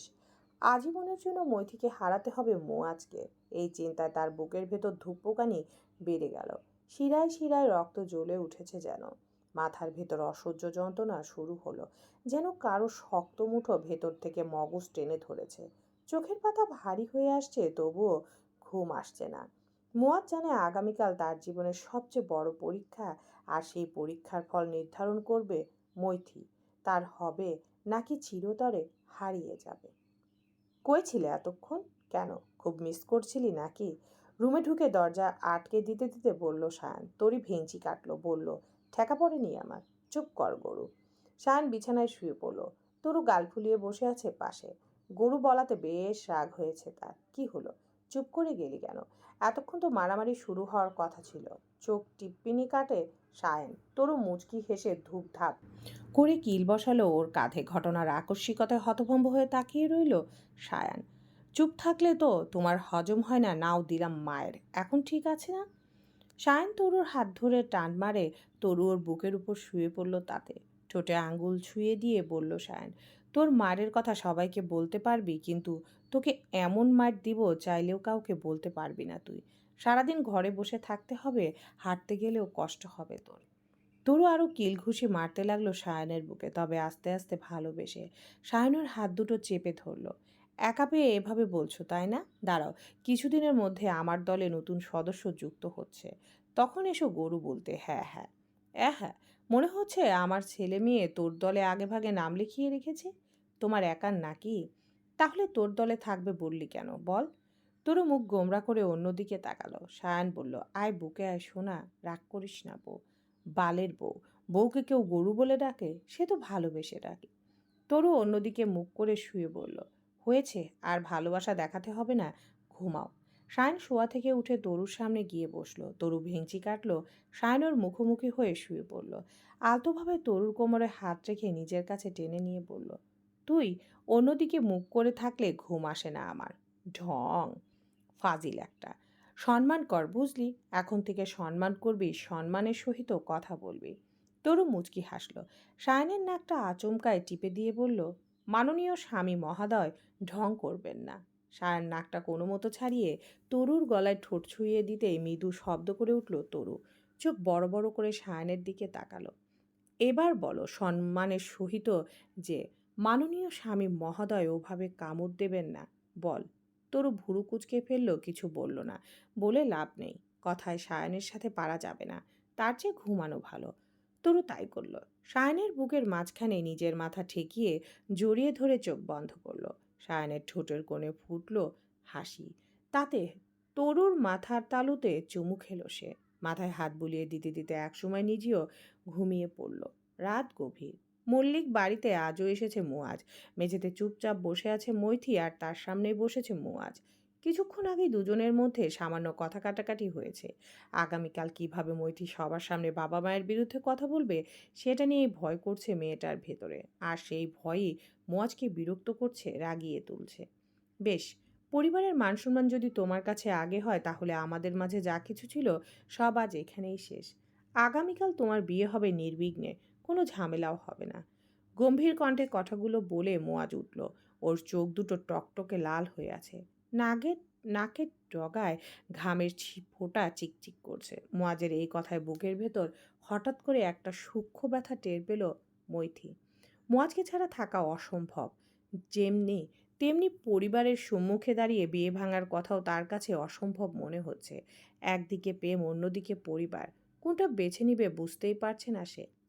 তার উপর মুয়াজ এখন ভীষণ রাগান্বিত। মুয়াজ প্লিজ এরকম করো না। আমি চুপ। মুয়াজ মৈথির মুখ চেপে ধরে হিসিয়ে বলল কথাটা। মৈথির চোখ বেয়ে টপ টপ করে জল গড়িয়ে পড়ছে। শব্দ না করলেও কান্নাটা যেন ঘর ভর্তি ভারী করে তুলেছে। মুয়াজ মৈথির কপালে আলতো করে ঠোঁট ছুঁয়ে দিল একবার। এই প্রথম, আর এই হয়তো শেষবার। ভালো থাকিস আমার ভালোবাসা। মুয়াজ মৈথির থেকে সরে উঠে দাঁড়ালো ধীর পায়ে। বারান্দার দিকে এগোলো। মৈথি বসা থেকে উঠে দৌড়ে মুয়াজের সামনে দাঁড়িয়ে গিয়ে জড়িয়ে ধরে বলল, মুয়াজ তুমি খবরদার আজকের পর আমার নামটাও তুই মুখে নিবি না। মৈথিকে ধাক্কা দিয়ে নিজের থেকে দূরে সরিয়ে ফেলল মুয়াজ। তোমরা সবাই আমার সাথে কেন এমন করছো? আমিও একটা মানুষ, আমারও কষ্ট হয়। মৈথি রেগে বলল। মুয়াজ তাতেও দাঁড়ালো না, বারান্দার শেষ প্রান্তে গিয়ে বলল, আমি তোর সাথে আর কিছুই করছি না মৈথি। তুই যেদিন রাতে অন্য কারোর সাথে বাসর করবি, আমিও করব। নিজেকে তিলে তিলে শেষ করে ফেলবো, তবুও তোর কাছে আর হাত পা ধরতে আসবো না। মৈথি কিছু বলার সুযোগই পেল না। হঠাৎ করে মুয়াজ উঠে দাঁড়িয়ে বারান্দার দিকে এগোলো। মুহূর্তের মধ্যে পাইপ বেয়ে যত দ্রুত সম্ভব নেমে গেল সে দোতলা থেকে। একবারও পেছন ফিরে তাকালো না। মৈথি হতভম্ব হয়ে স্থির বসে রইল কিছুক্ষণ। মাথায় ঘুরপাক খাচ্ছে মুয়াজের শেষ কথাগুলো। কি বলে গেল সে? বুকের ভেতরটা হঠাৎ শূন্য হয়ে গেল মৈথির। শ্বাস নিতে কষ্ট হচ্ছিল। চোখের সামনে সবকিছু ঝাপসা হয়ে আসছে। কিছু বুঝে ওঠার আগে শরীরটা ভারী হয়ে গেল। পায়ের নিচ থেকে শক্তি সরে গেল যেন। মাত্র কয়েক সেকেন্ডের মধ্যে ধপ করে মেঝেতে লুটিয়ে পড়ল মৈথি। নিস্তব্ধ রাত আরও গাঢ় হয়ে উঠল তার চারপাশে। ভোরের আলো ফুটতে মল্লিক বাড়ি জমজমাট হয়ে উঠল। উঠোনে প্যান্ডেল টাঙানো, রান্নাঘরে হাঁড়ি পাতিলের টুংটাং শব্দ, চারপাশে যেন বিয়ের তোড়জোড়ের উৎসব। আসরের নামাজের পরই মৈথি আর সাকিবের বিয়ে, সেই প্রস্তুতি নিতেই ব্যস্ত সবাই। সকালে জ্ঞান ফিরল মৈতির, এখনো ফ্লোরে পড়ে আছে সে। কিছুক্ষণ কেবল বোবা দৃষ্টিতে চারপাশে তাকিয়ে রইল। ধীরে ধীরে গত রাতের কথা মনে পড়তেই বুকটা হু হু করে উঠল। মুয়াজের সেই কথাগুলো অন্য কারোর সাথে সময় কাটাবে বারবার কানে বাজছে, কেমন ক্ষতবিক্ষত করছে তাকে ভেতর থেকে। নিজেকে সামলে নিয়ে পা টিপে টিপে বাবা মায়ের ঘরে ঢুকেছিল মৈথি, কিন্তু লতা তখন সেখানে নেই। উঠোনে সবাই কাজে ব্যস্ত। আশেপাশে নজর বুলিয়ে দেখে ফোনটা টেবিলে রাখা। সুযোগ বুঝে তুলে নিল সেটি, দ্রুত নিজের ঘরে এসে দরজা আটকে দিল। লম্বা নিঃশ্বাস ফেলে খুঁজে খুঁজে সাকিবের নম্বর বের করলো মৈথি। বেশ কয়েকবার নিজেকে শক্ত করে করার পর কল দিল। পরপর দুটো রিং যেতে ওপাশ থেকে সাকিব রিসিভ করলো। আসসালামু আলাইকুম আঙ্কেল। ওয়ালাইকুম আসসালাম, আমি মৈথি বলছিলাম। সাকিব অবাক হয়ে হেসে বলল, হ্যাঁ বলো মৈথি, হঠাৎ আঙ্কেলের ফোন দিয়ে কল দিলে, কিছু হয়েছে? কান্নায় ভেঙে পড়ল মৈথি। চমকালো সাকিব। সে ব্যতিব্যস্ত হয়ে উঠল। কি হয়েছে মৈথি? আপনি প্লিজ আমাকে সাহায্য করুন সাকিব ভাইয়া, আমাকে বাঁচান। এরপর থেমে থেমে সব কিছু খুলে বলল সে। সাকিব চুপ করে শুনছিল, কিন্তু প্রতিটা শব্দ যেন তাকে স্তব্ধ করে দিচ্ছিল। মৈথি বলল সে এখন 3 মাসের প্রেগনেন্ট। মুয়াজের সাথে তার সম্পর্কের কথা পরিবারের লোকজন জানা সত্ত্বেও মুয়াজের সাথে বিয়ে দিতে চায়নি বলে সাকিবের সাথে বিয়েটা দিচ্ছে। তবে বাড়ির লোকজন কেউ তার অনাগত সন্তানের কথা জানে না। জানলে হয়তো তাকেও দুনিয়া থেকে সরিয়ে দিবে। সেই ভয়ে মৈতি তার বাবা মাকে কিছু বলতে পারেনি। এখন মুয়াজ তাকে বিয়ে করতে চায়, কিন্তু তাদের মধ্যে বাধা হয়ে আছে মল্লিক পরিবার এবং এই বিয়েটা। কিছুক্ষণ স্তব্ধ থেকে সাকিব ধীরে বলল, তুমি আমাকে তুমি আমাকে ধন্যবাদ দিলে, অথচ আমি কৃতজ্ঞ। তুমি 3টা জীবন নষ্ট হওয়া থেকে বাঁচালে। আমাকে বলা হয়েছিল তোমার নামে বদনাম রটানো হয়েছে। আমি তো তোমাকে ছোটবেলা থেকে চিনি। থাক, সে কথা বাদ দাও। বয়স খুব কম তোমার। এই বয়সে কি যে করলে। মৈথি চুপ করে রইল। সাকিব দীর্ঘশ্বাস ছাড়ল। আমি বাবাকে জানাবো বিয়ে করছি না। কারণ জিজ্ঞেস করলে বলবো বদনাম হওয়া মেয়েকে ঘরে তুলবো না। এতটুকুই যথেষ্ট, ঠিক আছে? মৈথির যেন খুশি ধরে না। চোখের জল মুছে মুচকি হাসল সে। ঠিক আছে। আর শোনো জি, বদনাম হওয়া মেয়ে বলাতে তুমি আবার কষ্ট পেও না। এটা কেবল বিয়ে ভাঙতে বলবো, অজুহাত মাত্র। পিচ্চি মেয়ে শীঘ্রই বিয়ে করে নাও, শুভকামনা রইল। আর হ্যাঁ, মুয়াজকে বলবে সে বড় ভাগ্যবান। ধন্যবাদ ভাইয়া, ভালো থাকবেন। তুমিও। কল কেটে ঘরের ভেতরে যেন উল্লাসে ভরে উঠল মৈথি। কিছুক্ষণ নাচতে নাচতে আনন্দ ছড়ালো সে। তারপর আবার পা টিপে টিপে গিয়ে বাবার ঘরে ফোনটা রেখে এলো। খোলা আকাশের নিচে ছাদে দাঁড়িয়ে আছে সাকিব, হাতে একটা আংটির বক্স। আংটিটা মেঝেতে পড়ে আছে। গতকাল রাতে কিনেছিল, ভেবেছিল বাসর রাতে মৈথিকে দিবে। এক ঝাঁক স্মৃতি ঝাপটা করে মেরে আসতে লাগলো তার মনে। সাকিবের তখন চাকরি হয়নি। মৈথিদের বাড়ি কোনো একটা দরকারে এসেছিল সে। মৈথির বয়স তখন 13 কি 14 হবে হয়তো। বাচ্চা একটা মেয়ের প্রেমে পড়ে গিয়েছিল সাকিব। ওই বয়সের একটা মেয়ের প্রেমে পড়াতে নিজেকে বেশ শাসনও করেছিল সে, কিন্তু মন তো শাসন মানেনি। তারপর থেকে মৈথির সাথে দেখা করার জন্য প্রায় মল্লিক বাড়িতে আসা যাওয়া করতো সাকিব। কিন্তু সরকারি চাকরিতে জয়েন হওয়ার পর সেই সুযোগ কমে গেল। তবে এটাও আনন্দের ছিল যে চাকরি হওয়াতে মৈথিকে বিয়ে করতে আর কোনো সমস্যা হবে না। যেহেতু সাকিবের বাবা সুলতান মল্লিকের পরিচিত ছিলেন, তাই সবকিছুই ছিল সহজ। শুধু মৈথির 18 বছর পূর্ণ হওয়ার অপেক্ষায় ছিল সাকিব। কিন্তু হুট করে মৈথিকে নিয়ে সুলতান মল্লিকের এমন সমস্যার কথা শুনে সাকিব যেন মেঘনা চাইতো বৃষ্টি পেয়েছিল। দ্রুত বাবাকে বলে বিয়েটা ঠিক করিয়ে নিয়েছিল সাকিব। কিন্তু একটু আগে মৈথির থেকে যা যা শুনলো তাতে এক মুহূর্তে সবকিছু এলোমেলো হয়ে গেছে সাকিবের।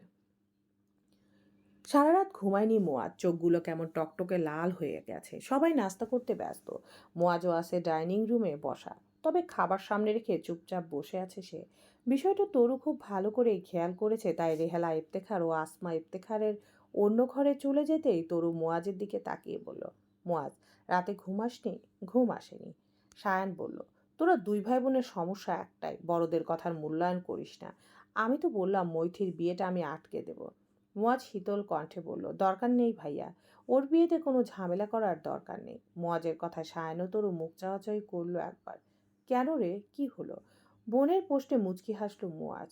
সায়ন ওকে এভাবে হাসতে দেখে কিছুটা চিন্তিত হয়ে পড়ল। ছেলেটার মানসিক অবস্থা খারাপ হচ্ছে না তো? আমি কথা বলেছি মৈথির সাথে, ওর পরিবারের মান সম্মান নষ্ট করতে পারবে না, বিয়ে ভাঙতে পারবে না। সুতরাং এই চ্যাপ্টার এখানে শেষ। আজকের পর আমার জীবনে ওর অস্তিত্ব থাকবে না। সায়ন্তরু দুজনেই চুপ করে গেল। কি বলবে? মৈথি নিজেই যদি এমন কথা বলে সেখানে আর কিছুই করার থাকে না। মুয়াজ আবার খেতে শুরু করলো। সায়ান বলে, অনার্স শেষ কর, তারপর নিউ ইয়র্কে নিয়ে যাব তোকে। বিজনেসে ঢুকবি, কাজকর্ম করবি। হুম। মাথা নেড়ে বলল মুয়াজ। তরু ইশারায় সায়ানকে মুয়াজকে দেখালো কেমন অস্বাভাবিকভাবে খাবার খাচ্ছে ছেলেটা। সায়ান দীর্ঘশ্বাস ছাড়লো একবার। সায়ান ভাবলো আগামীকাল মুয়াজকে নিয়ে ঢাকা যাবে সাইকিয়াট্রিস্টের কাছে। হয়তো ছেলেটার মানসিক স্থিতি ক্ষতিগ্রস্ত হতে পারে, সেই ভয় পাচ্ছে তরু ও সায়ান। দুপুরবেলা সাকিবের বাবা ফোন করে জানালেন বিয়ে হবে না। খবরটা পেয়ে যেন সুলতান মল্লিকের মাথায় আকাশ ভেঙে পড়ল। সাকিবের সাথে কথা কাটাকাটি পর্যন্ত হয়েছে তার, কিন্তু কিছুতেই লাভ করে উঠতে পারেননি সুলতান মল্লিক। সাকিব দরকার পড়লে বিয়ের আয়োজন করতে যত টাকা খরচ হয়েছে সব দিতে রাজি, কিন্তু মৈথিকে তবু সে কোনো মতো বিয়ে করবে না। সুলতান মল্লিক ঘরে পায়চারি করছেন, চোয়াল শক্ত হয়ে আছে, চোখ দুটো লাল। খবরটা শোনার পর থেকে যেন মাথায় আকাশ ভেঙে পড়েছে। এমন অসম্মান, এমন বেইজ্জতি মানুষ কি বলবে এখন? দাঁত চেপে বললেন তিনি। লতা মুখ নিচু করে বসে আছে। তিনি জানেন সুলতানের রাগ এখন আগুনের মতো, কিন্তু ভেতরে ভেতরে মেয়ের কথা ভেবে বুক ফেটে যাচ্ছে তার। মেয়েটার নামে আবারও বদনাম হলো, বিয়ে ভাঙার বদনাম। তুমি মুখে কিছু বলছো না কেন?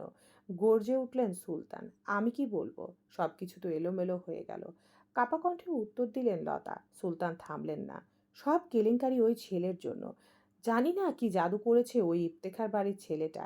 এখন আমার মেয়ের জীবন নষ্ট করেছে। এই অপমান আমি মেনে নেব না। মুহূর্তের মধ্যে সবাই জড়ো হলো ঘরে। বড় সকল আত্মীয় স্বজন, কারো মুখে কোনো কথা নেই। সুলতান মল্লিক ক্রোধে ফুঁসছেন।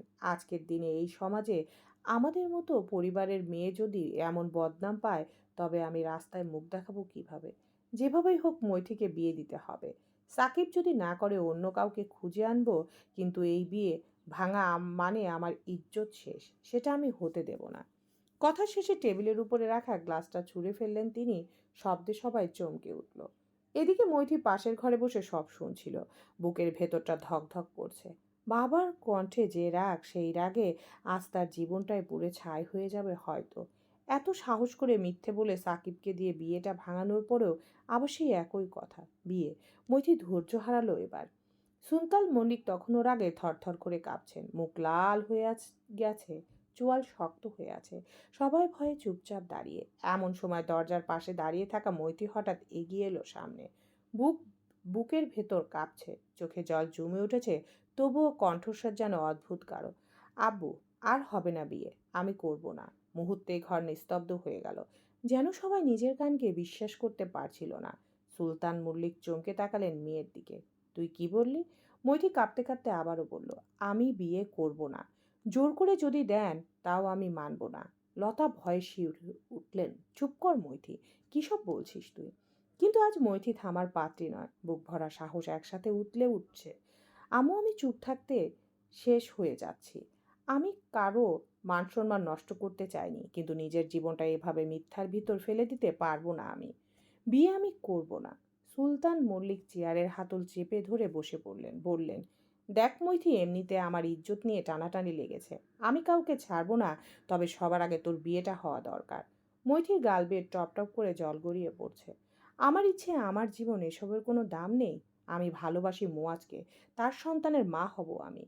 তাও যদি তোমার মান সম্মান নষ্ট হয়, তবে সেই মান সম্মানের আমি ধার ধারি না আব্বু। লতা হতবাক হয়ে মেয়ের দিকে তাকিয়ে আছে। মেয়ের মুখে এমন কথা শুনতে সে কোনোদিন প্রস্তুত ছিল না। আত্মীয় স্বজনও গুঞ্জন শুরু করলো। সুলতান মল্লিকের মুখ লাল হয়ে উঠল। মেয়ের গায়ে হাত তুলতে গিয়েও থেমে গেলেন। তার বুকের ভেতর দাউ দাউ করে আগুন জ্বলছে, অথচ হাত কাঁপছে। মৈথি ফুপিয়ে কেঁদে উঠল, বলল, এবার সব কিছু পরিষ্কার করে দিলাম, চাইলে আমাকে মেরে ফেলুন, তবু অন্য কোথাও বিয়ে দেওয়ার কথা বলবেন না। লতা সহ সকলে বিস্ময়ে ভয়ে চুপচাপ দাঁড়িয়ে রইল। মৈথি দৌড়ে নিজের ঘরের দিকে চলে গেল। সুলতান মল্লিক কিং কর্তব্য বিমূঢ় হয়ে গেছেন। মৈথি বলল, সে মুয়াজের সন্তানের মা হতে চলেছে। ইফতেখার বাড়ির ড্রয়িং রুমের পরিবেশ এখন থমথমে হয়ে আছে। মুখোমুখি সোফায় বসে আছেন হারুন ইফতেখার ও সুলতান মল্লিক। পাশে দাঁড়িয়ে আছেন সায়ান মুয়াজ। তরুসহ আসমা, রাহেলা এবং আনহা দাঁড়িয়ে আছে অন্ধর মহলে। আনহা সকালেই এসেছিল। রাসেল ওকে পৌঁছে দিয়ে কোনো একটা দরকারে ঢাকা গিয়েছে, ফিরবে রাতে। দেখো সুলতান, কোনো পরিবার তাদের ছেলে মেয়েকে অসামাজিক অশালীন কাজ করতে শেখায় না এবং উৎসাহ দেয় না। মুয়াজ যা করেছে সেটা অবশ্যই অন্যায়, পাপ, কিন্তু তোমার মেয়েও সমানভাবে অপরাধী। তুমি নিশ্চয়ই তোমার মেয়েকে এই পথে চলতে শেখাও নেই। হারুনের এমন কথায় অপমানে শরীর রিরি করে উঠল সুলতানের। কিছুক্ষণ আগে মৈথির মা হওয়ার বিষয়টা নিয়ে মুয়াজকে অনেক আজে বাজে কথা শুনিয়েছিলেন তিনি, তাই এখন সেই কথার পরিপ্রেক্ষিতে হারুনের এমন জবাবে গায়ে লাগলো সুলতানের। মুয়াজ মনে মনে মৈথির উপর দারুণ খুশি হয়েছে। মেয়েটা যে এভাবে সাহসী হয়ে উঠবে কখনো ভাবতেও পারেনি। শাহিন সহ বাকিরা তো বিস্মিত হলো তখন যখন শুনল মৈথি প্রেগনেন্ট। তবে ভাইয়ের হালচাল দেখে তরু কিছুটা একটা সন্দেহ করেছে। তাছাড়া মুয়াজকে ভালো করে চেনে তরু, তাই সবকিছু সে সুনির্দিষ্ট পরিকল্পনা, সেটুকু বুঝতে অসুবিধা হয়নি তরুর। দেখুন আঙ্কেল, যা হওয়ার সেটা হয়ে গেছে। এটা মফস্বল শহর। বড় বড় দেশে কিংবা শহরে এরকম অনেক ঘটনা ঘটলেও কেউ খোঁজ রাখে না, কিন্তু আমাদের এখানকার পরিবেশ কেমন তা তো বলার অপেক্ষা রাখে না। যেখানে মৈথি ও মুয়াজের রাস্তায় দাঁড়িয়ে কথা বলা নিয়ে এত বদনাম রটেছে, সেখানে এসব খবর জানাজানি হলে পরিস্থিতি কোথায় গিয়ে দাঁড়াবে সেটা আপনি ভালো করেই জানেন। তার চেয়ে ওদের বিয়েটা দিয়ে দিন, মৈথি সুখে থাকবে, কোনো অভাব হবে না। আমার ভাই আপনার মেয়েকে সর্বোচ্চ দেওয়ার চেষ্টা করবে, আর আমার ভাইয়ের সাথে আমি আছি, শায়ান ইফতেখার আছে। দীর্ঘশ্বাস ছাড়লেন সুলতান মল্লিক। বাড়ি থেকে বেরিয়ে আসার আগে মৈথির উপর অনেক রাগারাগি করে এসেছেন। লতা ভয়ে কিছু বলেনি। মৈথি দরজা খুলে বাইরে আসেনি। আত্মীয়রা এখন মল্লিক বাড়িতেই আছে। তাদের মধ্যে কয়েকজন সুলতান মল্লিককে বুঝিয়েছে এভাবে পোয়াতি মেয়ে ঘরে রাখা সম্ভব না। যা হওয়ার হয়ে গেছে, ভালোই ভালোই ইফতেখার বাড়ির ছেলেকে মেয়েকে বিয়ে করলেই ঝামেলা চুকে যাবে। আর যদি মল্লিক বাড়ির ছেলে মৈথির বাচ্চা সহ তাকে অস্বীকার করে, তখন মল্লিক বাড়ির লোকজনের আত্মহত্যা ছাড়া পথ থাকবে না আর। এসব ভেবেচিন্তে সুলতান নিজেই দুপুরবেলা এ বাড়িতে চলে এসেছেন। দেয়ালে পেট ঠেকেছে সুলতান মল্লিকের। ঠিক আছে, আমি রাজি বিয়েতে। যত দ্রুত সম্ভব বিয়েটা দিয়ে দিতে পারলে ভালো হয়। সুলতান মল্লিকের কথা শেষ হতেই সবাই স্বস্তির নিঃশ্বাস ছাড়ল। অবশেষে অবশেষে মৈথিকে নিজের করে পাবে ভেবে মুয়াজের চোখের কোণে জল চলে এসেছে। হারুন হেসে বললেন, তরু মিষ্টি নিয়ে আয়। তরু আর আনহা হেসে রান্নাঘরের দিকে এগোলো ফ্রিজ থেকে মিষ্টি আনতে। সুলতান মনে কষ্ট নিয়ে এই সব কিছু মেনে নিতে বাধ্য হলেন। হারুনের সাথে কোলাকুলি হলো, তারপর শাওনের সাথে, এবং সবশেষে মুয়াজকেও বুকে টেনে নিলেন তিনি। মুহূর্তের মধ্যে ইফতেখার বাড়ির পরিবেশটাই বদলে গেল। সবার চোখে মুখে আনন্দের শেষ নেই যেন। মুয়াজ আর দেরি না করে নিজের ঘরে গিয়ে দুটো মৈথির মায়ের ফোনে কল দিল। মৈথি প্রায়শই লতার ফোন দিয়ে লুকিয়ে লুকিয়ে কথা বলতো মুয়াজের সাথে, সেজন্য নম্বরটা আছে ওর কাছে। ঘরের মেঝেতে বসে হাঁটুতে থুতনি ঠেকিয়ে বসে আছে মৈথি। গাল বেয়ে এখনো অশ্রু পড়ছে। এত বড় মিথ্যা কথা বলেও যদি সবকিছু ঠিক না হয় তখন কি করবে, সেটাই বুঝতে পারছে না মেয়েটা। আচমকায় দরজায় ঠক ঠক আওয়াজ শুনে ভাবনার ছেদ ঘুরল মৈথির। মৈথির দরজা খোল, মুয়াজ কল দিয়েছে, কথা বল। মায়ের মুখে এমন কথা শুনে দ্রুত বসা থেকে উঠে দাঁড়ালো মৈথি। নিজের কানকে যেন বিশ্বাস করতে পারছে না। দরজার সামনে দাঁড়িয়ে কাপা জিজ্ঞেস করলো সে, কে কল দিয়েছে মা? মুয়াজ। মৈথি দ্রুত দরজা খুলে লতার হাতে ফোন, ঠোঁটের কোণে হাসির রেখা। মৈথির হাতে ফোনটা দিয়ে সেখান থেকে চলে গেলেন লতা। মৈথি ফোন কানে ধরলো। মৈথি। মুয়াজের গলা কেমন ধরে আছে। ছেলেটাও কান্নাকাটি করে গলা বসিয়ে ফেলেছে। মৈথি মেঝেতে বসে পড়ল, ফুপিয়ে কেঁদে উঠে বলল, কি হচ্ছে? সবকিছু ঠিক হয়ে গেছে মৈথি, আলহামদুলিল্লাহ। আমাদের বিয়ে ঠিক হয়ে গেছে রে মৈথি। তোমার বাবা আমাদের বাড়িতে আছেন, বিয়ের দিন ঠিকঠাক করছে বড়রা। মৈথি আর কান্না আটকাতে পারল না, শব্দ করে কেঁদে ফেলল। তবে এই কান্না আনন্দের, দুঃখের না। এই নিয়ে কাঁদছো কেন?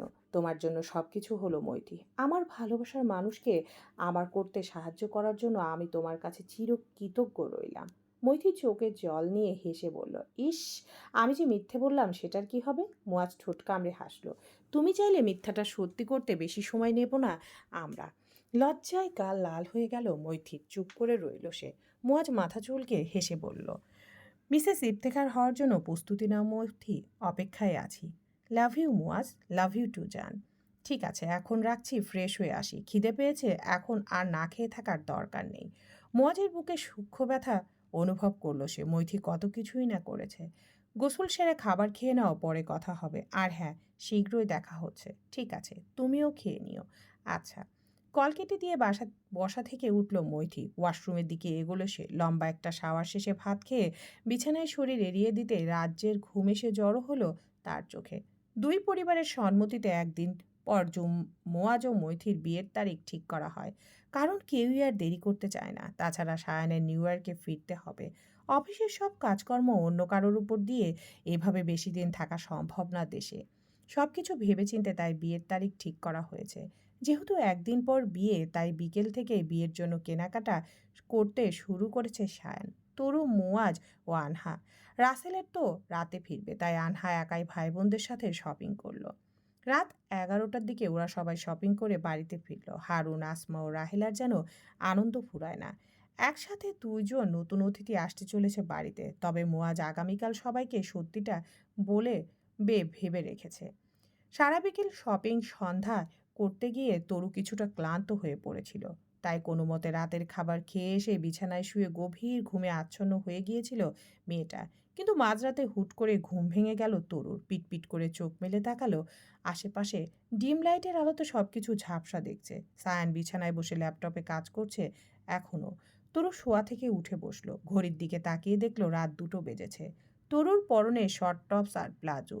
তবুও কেমন গরম লাগছে, কারণ বিদ্যুৎ নেই। দক্ষিণে জানালা দিয়ে একটু আধটু বাতাস আসছে। এখনো ঘুমাওনি কেন সায়ান? সায়ানের গা ঘেঁষে বসে জিজ্ঞেস করলো তরু। সায়ান মাথা ঘুরিয়ে ওর কপালে চুমু খেলো একটা। তারপর আবার ল্যাপটপের দিকে দৃষ্টিপাত করে বলল, আর 5 মিনিট সময় লাগবে রে। তরু হু বলে মাথা নেড়ে বসা থেকে উঠে ওয়াশরুমের দিকে এগোলো। যতক্ষণে তরু প্রাকৃতিক কাজ সেরে রুমে ফিরল, ততক্ষণে সায়ানের ল্যাপটপের কাজ শেষ হয়ে গেল।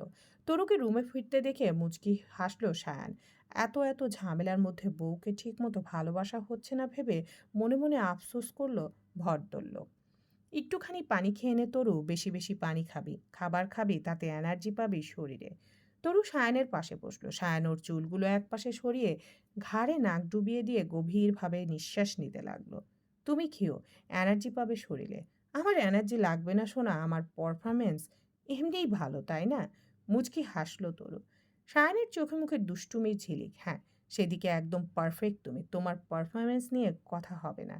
সায়ন গর্বে বুক ফুলিয়ে বলল, ধন্যবাদ ধন্যবাদ, শুনে ভালো লাগলো। তরু হেসে ওর নাক টিপে দিল একবার। সায়ন তরুর কানের পাশে ঠোঁট নিয়ে ফিসফিস করে বলল, এবার আজকে আরো ভালো পারফরমেন্স দেখাতে চাচ্ছি সোনা, তুই রাজি? তরুর শরীরে শিহরণ বয়ে গেল। কানের পাশে এমন উষ্ণ নিঃশ্বাসের ছোঁয়ায় বুক পেট কেমন উতলা হয়ে উঠল তরুর। তবুও সেই রোমান্টিকতা বজায় করে বর্জন করে ধারাম করে সায়ানের পিঠে একটা ঘুষি মেরে বসল সে। ব্যথায় মৃদু শব্দ করে উঠল সায়ান। রাত 2টোর সময় তোমার টি-20 ম্যাচের আশায় বসে নেই আমি। সরো ঘুমাবো, লুচ্চামি সবসময়। তরুর কথায় সায়ান ভেঙচি কাটল। ধপ করে তরুকে উঠিয়ে নিজের কোলে বসিয়ে দিল সে। ভালো কথা বললে আজকাল কেউ দাম দেয় না রে তরু, তাই না? হ্যাঁ তাই তো। সায়ান খুব ধীরে ধীরে তরুর শরীরের তার ঠোঁটের স্পর্শ দিতে থাকলো। তরু আসন্ন পরিস্থিতি আন্দাজ করতে পেরে বলল, না বলেছি, না বলেছি। চুপ থাকা। সায়ন, রাগ তোর সায়ন। বরজুয়ে শহীদ হয়ে যাচ্ছে, সেদিকে তোর ভুরুক্ষেপ নেই। তুই আছিস তোর ঘুম নিয়ে। তরু কিছুক্ষণ না না করে শেষ রক্ষা হলো না তার। সায়নের বরাবরের মতো খুব আগ্রাসী হয়ে তরুকে নিজের করতে ব্যস্ত হয়ে উঠল। ঘর জুড়ে কেবল শোনা গেল তরুর ঘন ঘন নিঃশ্বাসের আওয়াজ। বাইরে সানায় বাজছে। বউ সেজে নিজের ঘরে বসে আছে মৈথি। মুয়াজ কল করেছিল, কিছুক্ষণের মধ্যেই পৌঁছে যাবে তারা। মৈথির যেন আনন্দের শেষ নেই আজ। কত কাঠখড় পোড়াতে হলো মেয়েটাকে, সেটা বলার অপেক্ষা রাখে না। নতুন জামাইয়ের আগমনে সব আত্মীয় স্বজনের হুড়োহুড়ি লেগে গেছে। মৈথি ঘরে বসেই বুঝতে পারছে মুয়াজ এসেছে। কিছুক্ষণের মধ্যে মৈথিকে বিয়ের আসরে নিয়ে যাওয়া হলো। কাপা কাপা গলায় চোখ বন্ধ করে কবুল বলার পর কাঁদতে লাগলো মেয়েটা। মুয়াজও কবুল বলাতে ওদের বিয়ে সম্পূর্ণ হলো। সবাই অনেক খুশি আজ। ইফতিখার বাড়ির লোকজন সন্ধ্যার দিকে মৈথিকে নিয়ে বাড়ি ফিরল। সুলতান মল্লিক মেয়েকে মন থেকে ক্ষমা করতে পারেননি ঠিকই, কিন্তু মুয়াজের হাত ধরে মৈথিকে যেন ভালো রাখে সেসব বলেছিলেন। ভদ্রলোকের মনের অবস্থা বুঝতে পেরে মুয়াজেরও খারাপ লাগলেও কিছু বলতে পারেনি সে। তবে শীঘ্রই বাচ্চার বিষয়টা সত্যিটা সবাইকে জানাবে বলে ভাবল মুয়াজ। রাত গভীর। দিনের সমস্ত অস্থিরতা আর অশান্তি পেরিয়ে অবশেষে শেষ হলো ঝড়ঝাপটা। বহু বাধা, বহু তর্ক, কান্নার সব ভয় অতিক্রম করে আজ মৈথির মুয়াজের হয়েছে। এখন সে বসে আছে ফুলশয্যার ঘরে। সাদা চাদরের উপর গাঢ় লাল শাড়ি ছড়িয়ে চারপাশে। গোলাপ, রজনীগন্ধার গন্ধ ভেসে বেড়াচ্ছে। মোমবাতির আলোয় ঘরটা যেন রহস্যময় হয়ে উঠেছে। মৈথির হাত দুটো কাঁপছে, আঙ্গুলে কাচের চুড়ি বাজছে হালকা শব্দে। বুকের ভেতর ধুকপুক শব্দটা যেন গোটা ঘরে প্রতিধ্বনিত হচ্ছে। প্রতিটা মুহূর্ত তার মনে করিয়ে দিচ্ছে আজকের রাত আলাদা। জীবনের এক নতুন অধ্যায় শুরু হচ্ছে। চোখ দুটো বারবার দরজার দিকে চলে যাচ্ছে। কখন আসবে মোয়াজ? কিছুক্ষণ আগে আনহা ও তরু মৈথিকে সাজিয়ে গুছিয়ে বিছানায় বসিয়ে রেখে চলে গিয়েছিল। মৈথি চোখ নামিয়ে গভীর নিঃশ্বাস ফেলল। দরজায় কড়ার শব্দ হলো হঠাৎ। হৃৎপিণ্ডটা যেন লাফিয়ে গলা পর্যন্ত উঠে এলো। মোয়াজ এসেছে। দরজাটা ধীরে ধীরে খুলল। ভেতরে ঢুকতে হালকা আতরের গন্ধে ভরে উঠল চারদিক। সাদা পাঞ্জাবি পায়জামা, কপালে হালকা ঘাম, আর চোখ দুটো ক্লান্ত হলেও ভেতরে লুকিয়ে আছে একরাশ ভালোবাসা। ঘরে ঢুকে এক মুহূর্ত থমকে দাঁড়ালো সে। ফুলের গন্ধ, লাল শাড়ি পরা মৈথি, নিচের দিকে নামানো চোখ, কাপা ঠোঁট, সবকিছু যেন একসাথে তার চোখে ধরা দিল। এতদিন ধরে যে মুহূর্তের জন্য পাগল হয়ে উঠেছিল, আজ সেই মুহূর্ত সত্যি হয়ে সামনে দাঁড়িয়ে আছে। মুয়াজ ধীরে ধীরে দরজা ভিজিয়ে এগিয়ে এলো বিছানার দিকে। মৈথি নিঃশ্বাস আটকে বসে রইল। হাত দুটো আঁকড়ে ধরেছে আঁচল। বিছানার কিনারায় বসে মুয়াজকে কয়েক সেকেন্ড চুপচাপ তাকিয়ে রইল মৈথির দিকে। তারপর নিচু গলায় বলল, বিশ্বাসই হচ্ছে না শেষ পর্যন্ত তুমি আমার হলে মৈথি। মৈথি এক মুহূর্তে চোখ তুলতেই মোয়াজের চোখের ভেতরকার আকুলতা দেখতে পেল। মৈথি কিছু না বলে বসা থেকে উঠে মোয়াজের পা ছুঁয়ে সালাম করতে চাইলে মোয়াজ বাধা দিয়ে বলল, তোমার জায়গা আমার বুকে মৈথি। সালাম মুখে দিবে সব সময়, পায়ে হাত দিয়ে কখনো নয়। ঠিক আছে। মৈথির দুই কাঁধে মোয়াজের হাতের স্পর্শে লজ্জায় মাথা নিচু করে ফেলল সে। মৈথি কিছু না বলে বসা থেকে উঠে মোয়াজের পা ছুঁয়ে সালাম করতে চাইলে মোয়াজ বাধা দিয়ে বলল,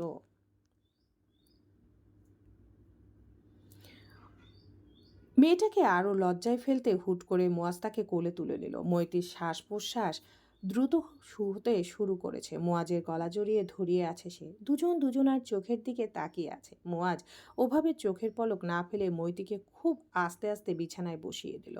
মৈত্রী নড়ে চড়ে বসলো একটু। মোয়াজও পাশে বসলো। পাঞ্জাবির পকেট থেকে একটা ছোট্ট বক্স বের করে তার ভেতর থেকে একটা রিং বের করলো। মৈত্রীর দিকে তাকিয়ে বলল, সামনের বছরের মধ্যে তোমার বর নিজের টাকায় তোমাকে এমন উপহার কিনে দিবে। আজ এই উপহারটি ভাইয়ার টাকায় কেনা। ধার হিসেবে নিয়েছি আমি। তুমি কি এটা গ্রহণ করবে মৈথি? মৈথি মুচকি হেসে ডান হাতটা বাড়িয়ে দিল মোয়াজের দিকে। পরিয়ে দাও। মোয়াজ হেসে মৈথির আঙ্গুলে আংটিটা পরিয়ে দিল। মুহূর্তেই দুজনের মধ্যে নীরবতা নেমে এলো। মোয়াজ ধীর পায়ে গিয়ে লাইট বন্ধ করে ডিম লাইট জেলে দিয়ে এসে আবার মৈথির পাশে বসলো। মৈথির বুকের ভিতর দ্রিম দ্রিম শব্দ হচ্ছে। বিয়ের প্রথম রাত, প্রিয় পুরুষের প্রথম স্পর্শ নিয়ে ভাবনাগুলো বড্ড উতালা করে ফেলেছে তাকে। মুয়াজ খুব যত্নে মৈথির গয়নাগাটি এক এক করে খুলে পাশে রাখতে শুরু করেছে। গয়নাগাটি খুলে ফেলার পর শাড়ির সেফটি পিনগুলো খুলে পাশের টি টেবিলের উপর রাখলো মুয়াজ। মৈথির চোখ মুখ বন্ধ করে আছে। মুয়াজ ওর কানের পাশে ঠোঁট ছুঁয়ে ফিস করে শুধালো, অনুমতি দিলে শাড়ি খুলতে পারি বউজান, খুলবো? হকচকিয়ে গেল মৈথি। শুকনো ঢোক গিলল। ওর অবস্থা দেখে মুয়াজ মুচকি হাসলো। ফের বলল, ভয় পেও না, একটুও কষ্ট দেব না তোমায়। মৈথি চোখ মুখ শক্ত করে বলল, তুমি এত অসভ্য হলে কবে থেকে? কবুল বলার পর থেকে বউজান। মৈথি আর কিছুই বলল না, কেবল মুচকি হাসল। মুয়াজ খুব যত্নে মৈথির শাড়িটি সরিয়ে বিছানার একপাশে রেখে দিল। রাত গভীর। ফুলশয্যার ঘরটা এলোমেলো হয়ে আছে। বিছানার চাদর অর্ধেক সরে গেছে, পায়ের নিচে পিষে গেছে কিছু ফুল। ফ্লোরে ছড়িয়ে আছে মোয়াজ ও মৈথির পোশাকগুলো। পাতলা চাদর মুড়িয়ে মোয়াজের বুকের উপর গুটিসুটি হয়ে ঘুমিয়ে আছে মৈথি। মুখে ক্লান্তির ছাপ, কিন্তু ঠোঁটের কোণে তৃপ্তির হাসি। মোয়াজের চোখে ঘুম নেই। অন্ধকারে মৈথির শান্ত মুখটা দেখছে, আর বুকের ভেতর অদ্ভুত এক অনুভূতি কাজ করছে। স্বপ্ন আর দায়িত্বের মিশলে আজ সে মৈথিকে নিজের করে পেয়েছে। এবার তার দায়িত্ব মৈথির প্রতিটি হাসি রক্ষা করা, নতুন সংসারটাকে সুন্দরভাবে গড়ে তোলা। মুয়াজ দীর্ঘশ্বাস ফেলল। এখনও অনার্স শেষ হয়নি। হাতে তেমন কিছু নেই। তবে বসে থাকলে চলবে না। ফিন্যান্সিংয়ের কাজটা একটু আধটু জানে। টেকনোলজি নিয়েও ভালো বোঝে। তাই টিউশন করানোর পাশাপাশি ফ্রিল্যান্সিংয়ে সিরিয়াস হবে সে। ধীরে ধীরে অ্যাপ ডেভেলপমেন্ট শিখে নিজে কিছু তৈরি করবে। শুধু ভালোবাসা দিয়ে তো সংসার চলে না, পরিশ্রমও করতে হয়। চোখ বন্ধ করে বুকের ভেতর প্রতিজ্ঞা করল মুয়াজ। মৈথির জন্য, নিজের জন্য তাকে ভালো কিছু করতে হবে। মুয়াজের বিয়েটা মিটে যাওয়ার একদিন পরই তরু সায়ান নিউ ইয়র্কে ফিরে এসেছে। এতদিন অফিস না যাওয়ার ফলে কাজের চাপ বেড়েছে দুজনেরই। সায়ান অফিসের সকল কাজকর্ম ভালো মতো নজরদারি করছে, কোথাও কোনো গন্ডগোল হলো কিনা সেটা খতিয়ে দেখতে আজ অনেক রাত পর্যন্ত অফিসে ছিল সায়ান। তরু অবশ্য রাত 9টার দিকে অ্যাপার্টমেন্টে চলে গিয়েছিল। অফিস থেকে বেরিয়ে গাড়িতে ওঠার আগ মুহূর্তে সায়ানের সামনে এসে দাঁড়ালো লারা। মেয়েটাকে দেখে মেজাজ বিগড়ে গেল সায়ানের। লারা হাসি মুখে বলল, কেমন আছো সায়ান বেবি? তুমি এখানে কি করছো লারা? লারা হেসে হালকা হেঁটে বলল, তোমার সাথে দেখা করতে এসেছি, ভাবলাম তোমাকে জিজ্ঞেস করি তোমার অস্ত্রোপচারের কাজের বিষয়ে কি তরুণীমা কিছু জানে? সায়ানের সামনে লারার উদ্দেশ্য এবার পরিষ্কার হলো। সায়ান বিরক্তি নিয়ে বলল, হুমকি দিচ্ছ? নো বেবি, জাস্ট জিজ্ঞেস করলাম। মনে হচ্ছে তরু হাতে মার খেয়ে তোমার আশ মেটেনি, আরও মার খেতে চাইছো। ওয়েল, যাও তরুর কাছে গিয়ে বলো ওর বর কি কি কাজ করে। ভরকে গেল লারা। সায়না তো স্বাভাবিকভাবে কথাগুলো বলল কিভাবে? সেটা দেখা যাবে, কে মার খায় আর কে। সরো এখান থেকে, আমার লেট হচ্ছে। লারার কথা থামিয়ে দিয়ে সায়ান গটগট করে গাড়িতে উঠে বসলো। লারাকে ওখানে রেখেই সায়ান গাড়িটা সাই সাই করে ছুটতে লাগলো তার গন্তব্যে। লারা মুচকি হাসলো। সে পরদিনই তরুকে কল করলো, বলল গুরুত্বপূর্ণ কথা আছে, তাও সায়ানের বিষয়ে, তাই দেখা করতে চাচ্ছে। কিন্তু তরু লারার কোনো কথায় পাত্তা দিল না বিশেষ। দেখা করবে বলেও দেখা করতে গেল না। লারার ক্ষোভ আরও বাড়তে লাগলো। সে সরাসরি তরুর কাছে অফিসে চলে গেল। গিয়ে সায়নের ব্যবসার আড়ালে কি কি চলে এবং সায়ন কি কি করে সে সব জানালো। তার মানে সায়ন একজন অস্ত্র পাচারকারী প্লাস মানুষও খুন করে, তাই তো লারা? মুখোমুখি চেয়ারে বসে আছে লারা ও তরু। হ্যাঁ, তবে এমনিতে কাউকে শ্যুট করে না সায়ন। নিজের সেফটির জন্য ওর কাছে অস্ত্র আছে এবং সে দরকারে মানুষ খুন করতেও দুবার ভাবে না। তরু মুচকি হাসল। লারা অবাক হলো তাতে। সায়নের বিষয়ে এত বড় একটা খবর জেনেও তরু কিভাবে শান্ত হয়ে বসে আছে সেটাই বুঝতে পারছে না লারা। যদিও তরুকে যা বলল তার অর্ধেক সত্যি আর অর্ধেক মিথ্যা। সায়নের সাথে নিরাপত্তার জন্য অস্ত্র থাকলেও সে কখনো কাউকে খুন করেনি। তুমি বড্ড বোকা লারা। সায়ন আমার বর, তার আগে ও আমার কাজিন ব্রাদার। ও কাউকে খুন করবে এটা বিশ্বাস করতে হবে? আর খুন যদি করতোই তবে তুমি এখন এখানে বসে থাকতে না।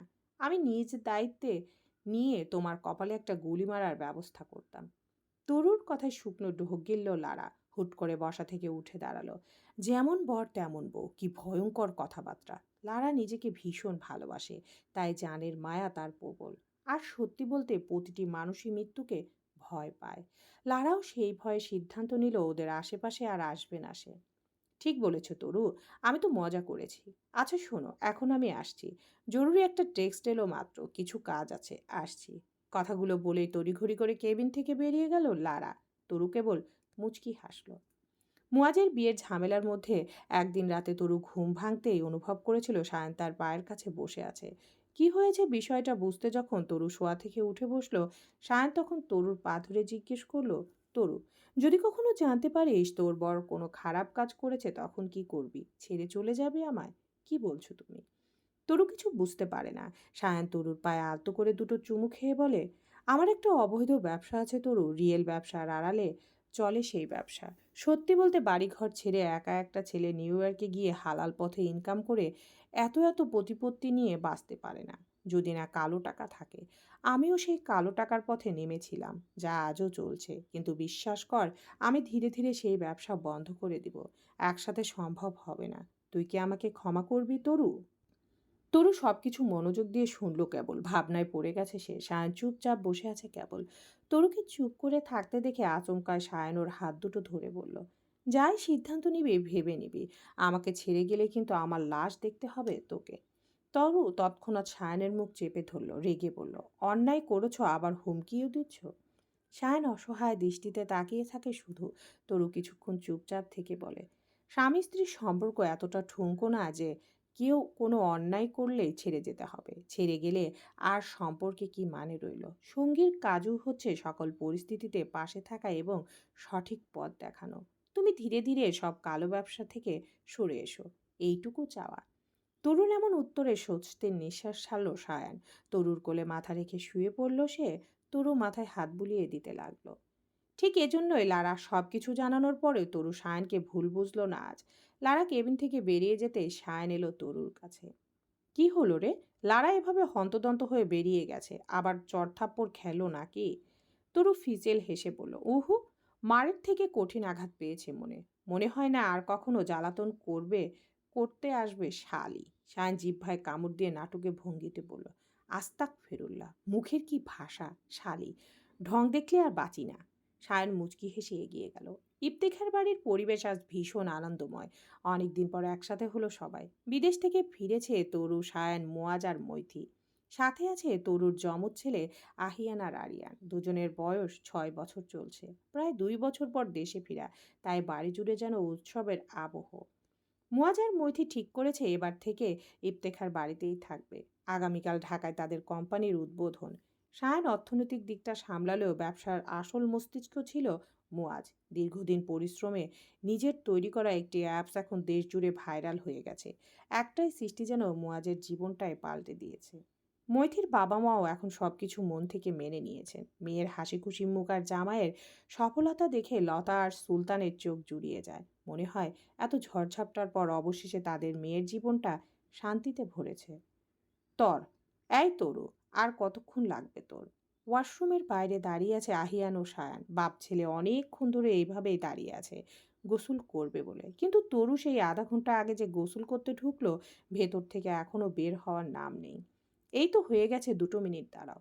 সায়ান ছেলের মুখের দিকে তাকিয়ে দীর্ঘশ্বাস ছাড়লো। আহিয়ান বলল, মাম্মিকে বলো 2 মিনিট দাঁড়াও। বলতে বলতে 10 মিনিট পেরিয়ে গেল, তবুও 2 মিনিট আর শেষ হলো না। আহিয়ানের কথা শেষ হতেই তরু দরজা খুলে বাইরে বেরিয়ে এলো। বাবা ছেলের দিকে তীক্ষ্ণ দৃষ্টিতে তাকিয়ে বলল, কি বলেছিল আহিয়ান? সায়ান হেসে বলল, কিছুই না। সর এমনকি দেরি হয়ে গেছে। খিদের জন্য পেটে ছুঁচো দৌড়াদৌড়ি করছে, তার মধ্যে রান্নাঘর থেকে কত সুঘ্রাণ ভেসে আসছে। পেটুক একটা, যাও গোসল সেরে নাও। ও তোমরা। তরু কথা বলতে বলতে ঘরের মাঝ বরাবর দাঁড়িয়ে চুলগুলো তোয়ালে দিয়ে আলতো করে মুছতে শুরু করেছে। সায়ান ওয়াশরুমে ঢুকে আহিয়ানকেও সাথে নিল। ওকে গোসল করিয়ে দিয়ে তারপর নিজে গোসল করবে। আরিয়ান আগেই গোসল সেরে নিয়েছিল। সে এখন তার দাদির সাথে রান্নাঘরে ঘুরঘুর করছে। তরুও চুল শুকিয়ে ঘর থেকে বেরিয়ে গেল। ডাইনিং রুমে যাচ্ছে সে। দাদি আপু, ওটা কি খাবার? আসমা ও রাহিলা সব খাবার দাবার টেবিলে এনে রাখছে। মৈথি খাবারগুলো পরিবেশন করছে। আরিয়ানের প্রশ্নে আসমা হেসে বললেন, ওগুলো হলো কচু তরকারি দাদু ভাই। তোমার চাচ্চু কচুর তরকারি রান্না করতে বলেছিল, সেজন্য করলাম। আরিয়ান সবকিছু বুঝে ফেলার মতো ভাব করে বলল, ও আচ্ছা। আসমা কাজের ফাঁকে আরিয়ানের মাথায় হাত বুলিয়ে দিলেন একবার। রাহিলা বললেন, আরিয়ান, তোমাকে খাবার দিই, তুমি খেতে শুরু করো। তরু সায়ান এসে পড়বে। আরিয়ান নাবোধক ইশারা করে বলল, আহিয়ান আসুক তারপর খাবো। মৈথি মাঝখান থেকে বলল, ওরা 2 ভাই কখনো আলাদা খাবার খায় না আম্মা, ছোট থেকেই এমন ওরা। এমন সময় মুয়াজ এলো ডাইনিং রুমে, চেয়ার টেনে আরিয়ানের পাশে বসলো। হ্যাঁ, ঠিকই বলেছে মৈথি, 2 ভাইয়ের মধ্যে খুব ভাব। আরিয়ান মুচকি হেসে অন্যদিকে তাকাতেই দেখলো আহিয়ান আসছে, সাথে বাবাও আছে। উচ্ছ্বাসিত কণ্ঠে বলল আরিয়ান, ওই যে আহিয়ান এসে গেছে। আহিয়ান দৌড়ে এসে আরিয়ানের পাশের চেয়ারে বসলো। এর মধ্যে তরু এলো। সায়ান ইশারায় জিজ্ঞেস করলো, এতক্ষণ কোথায় ছিলিস? তরু কিছু বলল না, ভেঙচি কাটলো কেবল। একটু পর হারুন ইফতেখারকে ডাইনিং রুমে দেখা গেল। তরু গিয়েছিল ডাকতে। আজকে সবাই একসাথে খাবে, সেজন্য শ্বশুর মশাইকে বলতে গিয়েছিল তরু। সায়ান বিষয়টা বুঝতে পেরে মুচকি হাসলো। ইফতেখার বাড়ির সবাই হাসি আনন্দ করে খাবার খেতে শুরু করলো। ঢাকা শহরের নামি দামি এক 5 তারা হোটেলের হলরুমে আজ সাত সাত ঝলমল করছে। লাল সোনালি ব্যানারের বড় বড় অক্ষরে লেখা, launch ceremony of next gen apps, launch ceremony of next gen apps. মঞ্চের একপাশে রঙিন ফিতা টাঙানো, চারপাশে মিডিয়া ক্যামেরার ফ্ল্যাশ জ্বলছে উঠছে বারবার। সামনের সারিতে বসে আছে সুলতান মল্লিক, লতা, আসমা ইফতেখার আর রাহেলা ইফতেখার। তাদের মুখে গর্ব আর তৃপ্তির ছাপ। তরুর 2 ছেলেও চঞ্চল হয়ে এদিক ওদিক তাকাচ্ছে, মাঝে মাঝে হাততালি দিচ্ছে। মঞ্চের উপর দাঁড়িয়ে আছে সায়ান, পাশে মোয়াজ। কালো স্যুট, হালকা নীল শার্ট, গলায় টাই। আজ মোয়াজকে যেন অন্যরকম লাগছে। সঞ্চালক ঘোষণা দিলেন, বাংলাদেশের তরুণ একজন নতুন দিগন্ত খুলে দিচ্ছে, নেক্সট জেন অ্যাপস। এখন আমি আমন্ত্রণ জানাচ্ছি কোম্পানির প্রতিষ্ঠাতা জনাব মুয়াজ ইফতেখারকে। মুহূর্তে চারদিকে হাততালির মুখর হয়ে উঠল। একটু ইতস্তত করে মাইক্রোফোনের সামনে দাঁড়ালো মুয়াজ। হাতে কাগজ নেই, তবে চোখে আত্মবিশ্বাস। আসসালামু আলাইকুম। আজ আমার জীবনের সবচেয়ে গুরুত্বপূর্ণ দিন। কয়েক বছর আগে আমি বলেছিলাম এক বিভ্রান্ত তরুণ কয়েক বছর আগে আমি ছিলাম এক বিভ্রান্ত তরুণ। কি করব, কিভাবে দাঁড়াবো কিছুই বুঝতাম না। কিন্তু আল্লাহর রহমতে আর আমার পরিবারের সহযোগিতায় আজ এখানে দাঁড়াতে পেরেছি। এই অ্যাপ শুধু একটা প্রোডাক্ট না, এটা একটা স্বপ্ন যেটা আমাদের দেশকে প্রযুক্তিতে আরো এগিয়ে নিয়ে যাবে। ভিড় হাততালি দিল। মৈথি সামনের সারিতে বসে চোখ মুছল। ওর মনে পড়ছে এক সময় ঘুমহীন রাতে মুয়াজ তাকে বলেছিল, একদিন আমার নিজের কোম্পানি হবে। আজ সেই স্বপ্নই দাঁড়িয়ে গেছে বাস্তবে। ফিতা কাটা হলো, ফ্ল্যাশ লাইটে ভরে উঠল চারপাশ। সাংবাদিকরা এগিয়ে এসে প্রশ্ন করছেন, টেলিভিশনে সরাসরি সম্প্রচার হচ্ছে অনুষ্ঠান। হারুন হেসে রাহলাকে বলল, আমাদের ছোট্ট মুয়াজটা আজ সত্যি বড় হয়ে গেছে। মাথা নেড়ে সম্মতি জানালেন মুয়াজের মা। সত্যি সময় সবকিছু বদলে দেয়। আজকে মৌয়াজের সবকিছু বদলে গেছে। ওপেনিং অনুষ্ঠান শেষে সবাই ইফতেখার বাড়িতে ফিরেছে। মৈথি তরু কিচেনে মায়েদের সাথে মিলে রাতের রান্নার আয়োজন করছে। আসমা আর রাহেলা ইফতেখারের পাশাপাশি দাঁড়িয়ে মেয়েকে সাহায্য করছে, মাঝে মাঝে হেসে বলছে, বিয়ের পর এতদিনে কিন্তু মৈথির রান্নার হাত পাকলো। সবাই হো হো করে হেসে উঠল। অন্যদিকে ড্রয়িং রুমে সুলতান মল্লিক, সায়ান, মোয়াজ আর হারুন। সুলতান বসে গল্প করছে। আহিয়ান আর আরিয়ান দৌড়ে এসে মুয়াজের কোলের উপর চড়ে বসলো। মামু, তুমি আমাদের জন্য গেম বানাবে, ঠিক না? মুয়াজ হেসে মাথা নেড়ে বলল, অবশ্যই, তোমাদের দুজনকে দিয়ে প্রথম টেস্ট করাবো। তখন সুলতান মল্লিক মুচকি হেসে বললেন, ছেলেটা কিন্তু সত্যি আমাদের মুখ উজ্জ্বল করেছে। এক সময় আমি ভুল করেছি, কিন্তু আজ ওকে দেখে গর্ব হয়। এই কথায় মুয়াজ একটু চুপ করে গেল। তারপর এগিয়ে গিয়ে সুলতান মল্লিকের হাত চেপে ধরল। আব্বা, আমাদের জন্য দোয়া ছাড়া কিছুই আব্বা, আপনাদের দোয়া ছাড়া কিছুই সম্ভব হতো না। আমাদেরও হয়তো ভুল ছিল, আপনারও ছিল। সবকিছু অতীত, ওসব মনে রাখবেন না। সুলতান হেসে মাথা নেড়ে মুয়াজের মাথায় হাত বুলিয়ে দিলেন একবার। আসলে মানুষ কখনো ব্যর্থতার খবর রাখে না, সফলতা অর্জনের পরে সবাই আসে খবর নিতে। আজকে সবাই উঠোনে একসাথে বসে রাতের খাবার খেলো। খাবার খাওয়া শেষে মৈথি সবার জন্য পান নিয়ে এসেছে। আহিয়ান ও আরিয়ান ছাড়া সকলেই মিষ্টি পান খেতে ব্যস্ত। তরু আর আসমা গল্প জুড়ে দিল স্কুলের স্মৃতি নিয়ে। হাসি আড্ডায় জমে উঠল পরিবেশ। ছোট্ট একটা পরিবার, কিন্তু আজ মনে হলো যেন পৃথিবীর সবচেয়ে সুখী পরিবার এটাই। উঠোনে আড্ডা দেওয়ার পর মোয়াজ, মৈথি, সায়ান ও তরু ছাদে গেল। তারা ভরা আকাশ, হালকা বাতাস বইছে। আহিয়ান আরিয়ান নিজেদের মতো আকাশ দেখছে। সায়ন ও তরু একপাশে বসে ওদের দেখছে। মৈথি এসে মোয়াজের হাতটা ধরে দাঁড়ালো। দুজনের চোখে শুধু তৃপ্তির ঝিলিক। ঝড় ঝাপটার পর অবশেষে তার জীবনটা শান্তির ছন্দ খুঁজে পেয়েছে। ছেলে দুটো বড় হচ্ছে তরুর, ফিসফিস করে বলল সায়ন। তরু সরল মনে বলল, হ্যাঁ। দেখতে দেখতে 6 বছর হয়ে গেল ওদের। 2 মাস পরে 7 পড়বে। এখন একজন রাজকন্যা দরকার আমার। তরু চোখ বড় বড় করে সায়নের দিকে তাকিয়ে হাতে একটা চিমটি কাটলো। মুখ চেপে শব্দ আটকে নিল সায়ন। অসভ্যতা করার ধান্দা সব। ধুর, আজকাল কেমন জানি হয়ে গেছিস তুই। রোমান্স করতে গেলে মারধর করিস। এ জীবন রেখে কি লাভ আমার? বেশ দুঃখী দুঃখী মুখ করে বলল সায়ন। পাশ থেকে মোয়া চাপা স্বরে বলল, আপু, ভাগ্নি চাই। তরু চমকালো। মোয়াজটা বড্ড অসভ্য হয়েছে, একদম সায়নের মতো। মৈথি লজ্জায় মিটিমিটি হাসছে। চুপ কর ফাজিল, সবগুলো এক গোয়ালের গরু। সায়ন ভেঙচি কাটলো। গরুকে সেটা সবাই জানে, যাকে সেটা কথা নয়। কথা হলো আমার শালাবাবু আমার দলে। মৈথি মনে মনে বলল, দলে তো হবে, রাত হলে তো নিজেই অসভ্য হয়ে যায় সে। এরই মধ্যে আরিয়ান আহিয়ান এসে বাবা মায়ের পাশে দাঁড়িয়ে বলল, ঘুম পেয়েছে মাম্মি, চলো ঘুমাই। শায়ন অসহায়ের মতো তরির দিকে তাকালো একবার। ছেলে দুটো এত বড় হয়েও মা ছাড়া ঘুমাতে চায় না। সেই নিয়ে শায়নের বড় কষ্ট, বউকে ঠিকমতো কাছে পায় না সে। আজকে তোমরা নানির সাথে ঘুমাবে আহিয়ান, চলো রুমে পৌঁছে দিয়ে আসি। তরুর কথায় শায়নের যেন খুশি ধরে না। আহিয়ান আরিয়ান মায়ের কথায় সম্মতি জানালো। তরু ওদেরকে নিয়ে রাহেলার ঘরের দিকে এগোলো। মোয়াজও মৌথি গেল নিজেদের ঘরে। শায়ন একাই ছাদে বসে রইল। কিছুক্ষণ পর তরু এলো ছাদে। সায়ান তাকে খুব যত্ন করে কোলে টেনে বসালো। স্বামীর গলা জড়িয়ে ধরে কপালে ঠোঁট ছুঁয়ে দিল তরু। বাহ, আজ তো নিজেই সিগন্যাল দিচ্ছিস নাকি, খুব মুডে আছিস? তরু মৃদু কামড় বসালো সায়ানের গলায়। সায়ান মুচকি হাসলো। ভালো হয়ে যাও, বুঝলে? বিশ্বাস কর সোনা, আদরের বেলায় আমি কখনো ভালো হতে পারবো না।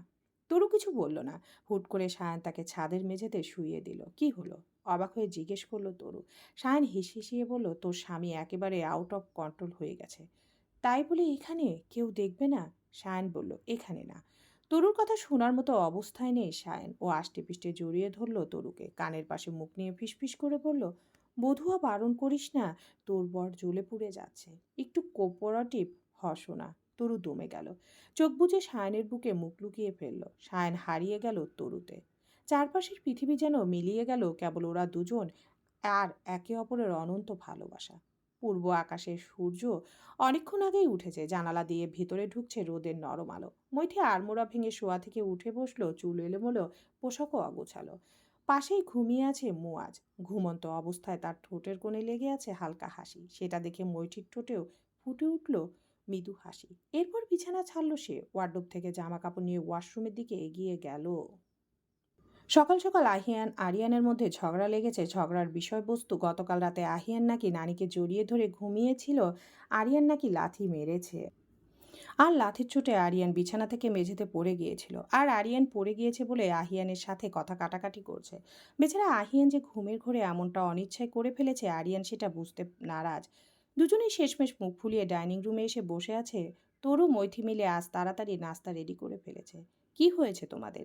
এভাবে মুখ গোমরা করে আছো কেন? শায়ান এসে চেয়ার টেনে বসতে বসতে জিজ্ঞেস করলো ছেলেদের। আহিয়ান আরিয়ান কেউই উত্তর দিল না। তরু এসে এশারায় শায়ানকে বোঝালো তাদের ঝগড়া হয়েছে। মৈথি ওদের মুখের অবস্থা দেখে ঠোঁট টিপে হাসছে। এদের মধ্যে মুয়াজ এলো। হেই আরিয়ান, আরিয়ান গুড মর্নিং। সপ্তাহখানিক দেশের বাড়িতে কাটিয়ে আজ নিউ ইয়র্কে ফিরে যাচ্ছে তরু, সায়ান, আহিয়ান, আরিয়ান। বিমানবন্দর থেকে গাড়িতে করে নিজেদের বাড়িতে ফিরেছে তরু, সায়ান আর দুই ছেলে। জানালার বাইরে ঝলমলে নিউ ইয়র্ক শহর, তবুও সবার মন লেগে আছে দেশের সেই কয়েকদিনের সুখ স্মৃতিতে। আহিয়ান আরিয়ান দুজনে মায়ের কোলে মাথা রেখে ঘুমিয়ে পড়েছে। সায়ান গাড়ি চালাতে চালাতে একবার তরুর দিকে তাকালো। কি রে, মন খারাপ? তরু জানালার বাইরে তাকিয়ে মৃদু হাসলো। একটু পর পরিবারের সাথে সময় কাটিয়ে এলাম, এখন আবার নিজের ঘর সংসারে ফিরে আসা। দু জায়গার টান আলাদা, তবুও মনটা কেমন লাগছে গো। চাঁদ ধীরে ধীরে মাথা নেড়ে বলল, যেখানেই থাকি, যত দূরেই থাকি, পরিবার আসল শক্তি। ওরা আছে বলেই তো আমরা এগোতে পারি। কিন্তু কি করব, এখানকার বিজনেস তো ফেলে যাওয়া সম্ভব না। তোরও মাথা নাড়ল কেবল। সায়ান হেসে বলল, তবে এরপর থেকে কয়েক মাস পর পর দেশে গিয়ে ঘুরে আসবো, কেমন? তরু আনন্দিত হলো। এর মধ্যে আহিয়ান আরিয়ানের মাথায় হাত বুলিয়ে দিল কয়েকবার। হ্যাঁ, খুব ভালো হবে। সায়ন পিছনের ছিটে ঝুঁকে তরুর কপালে ঠোঁট ছুঁয়ে দিল একবার। সমাপ্ত।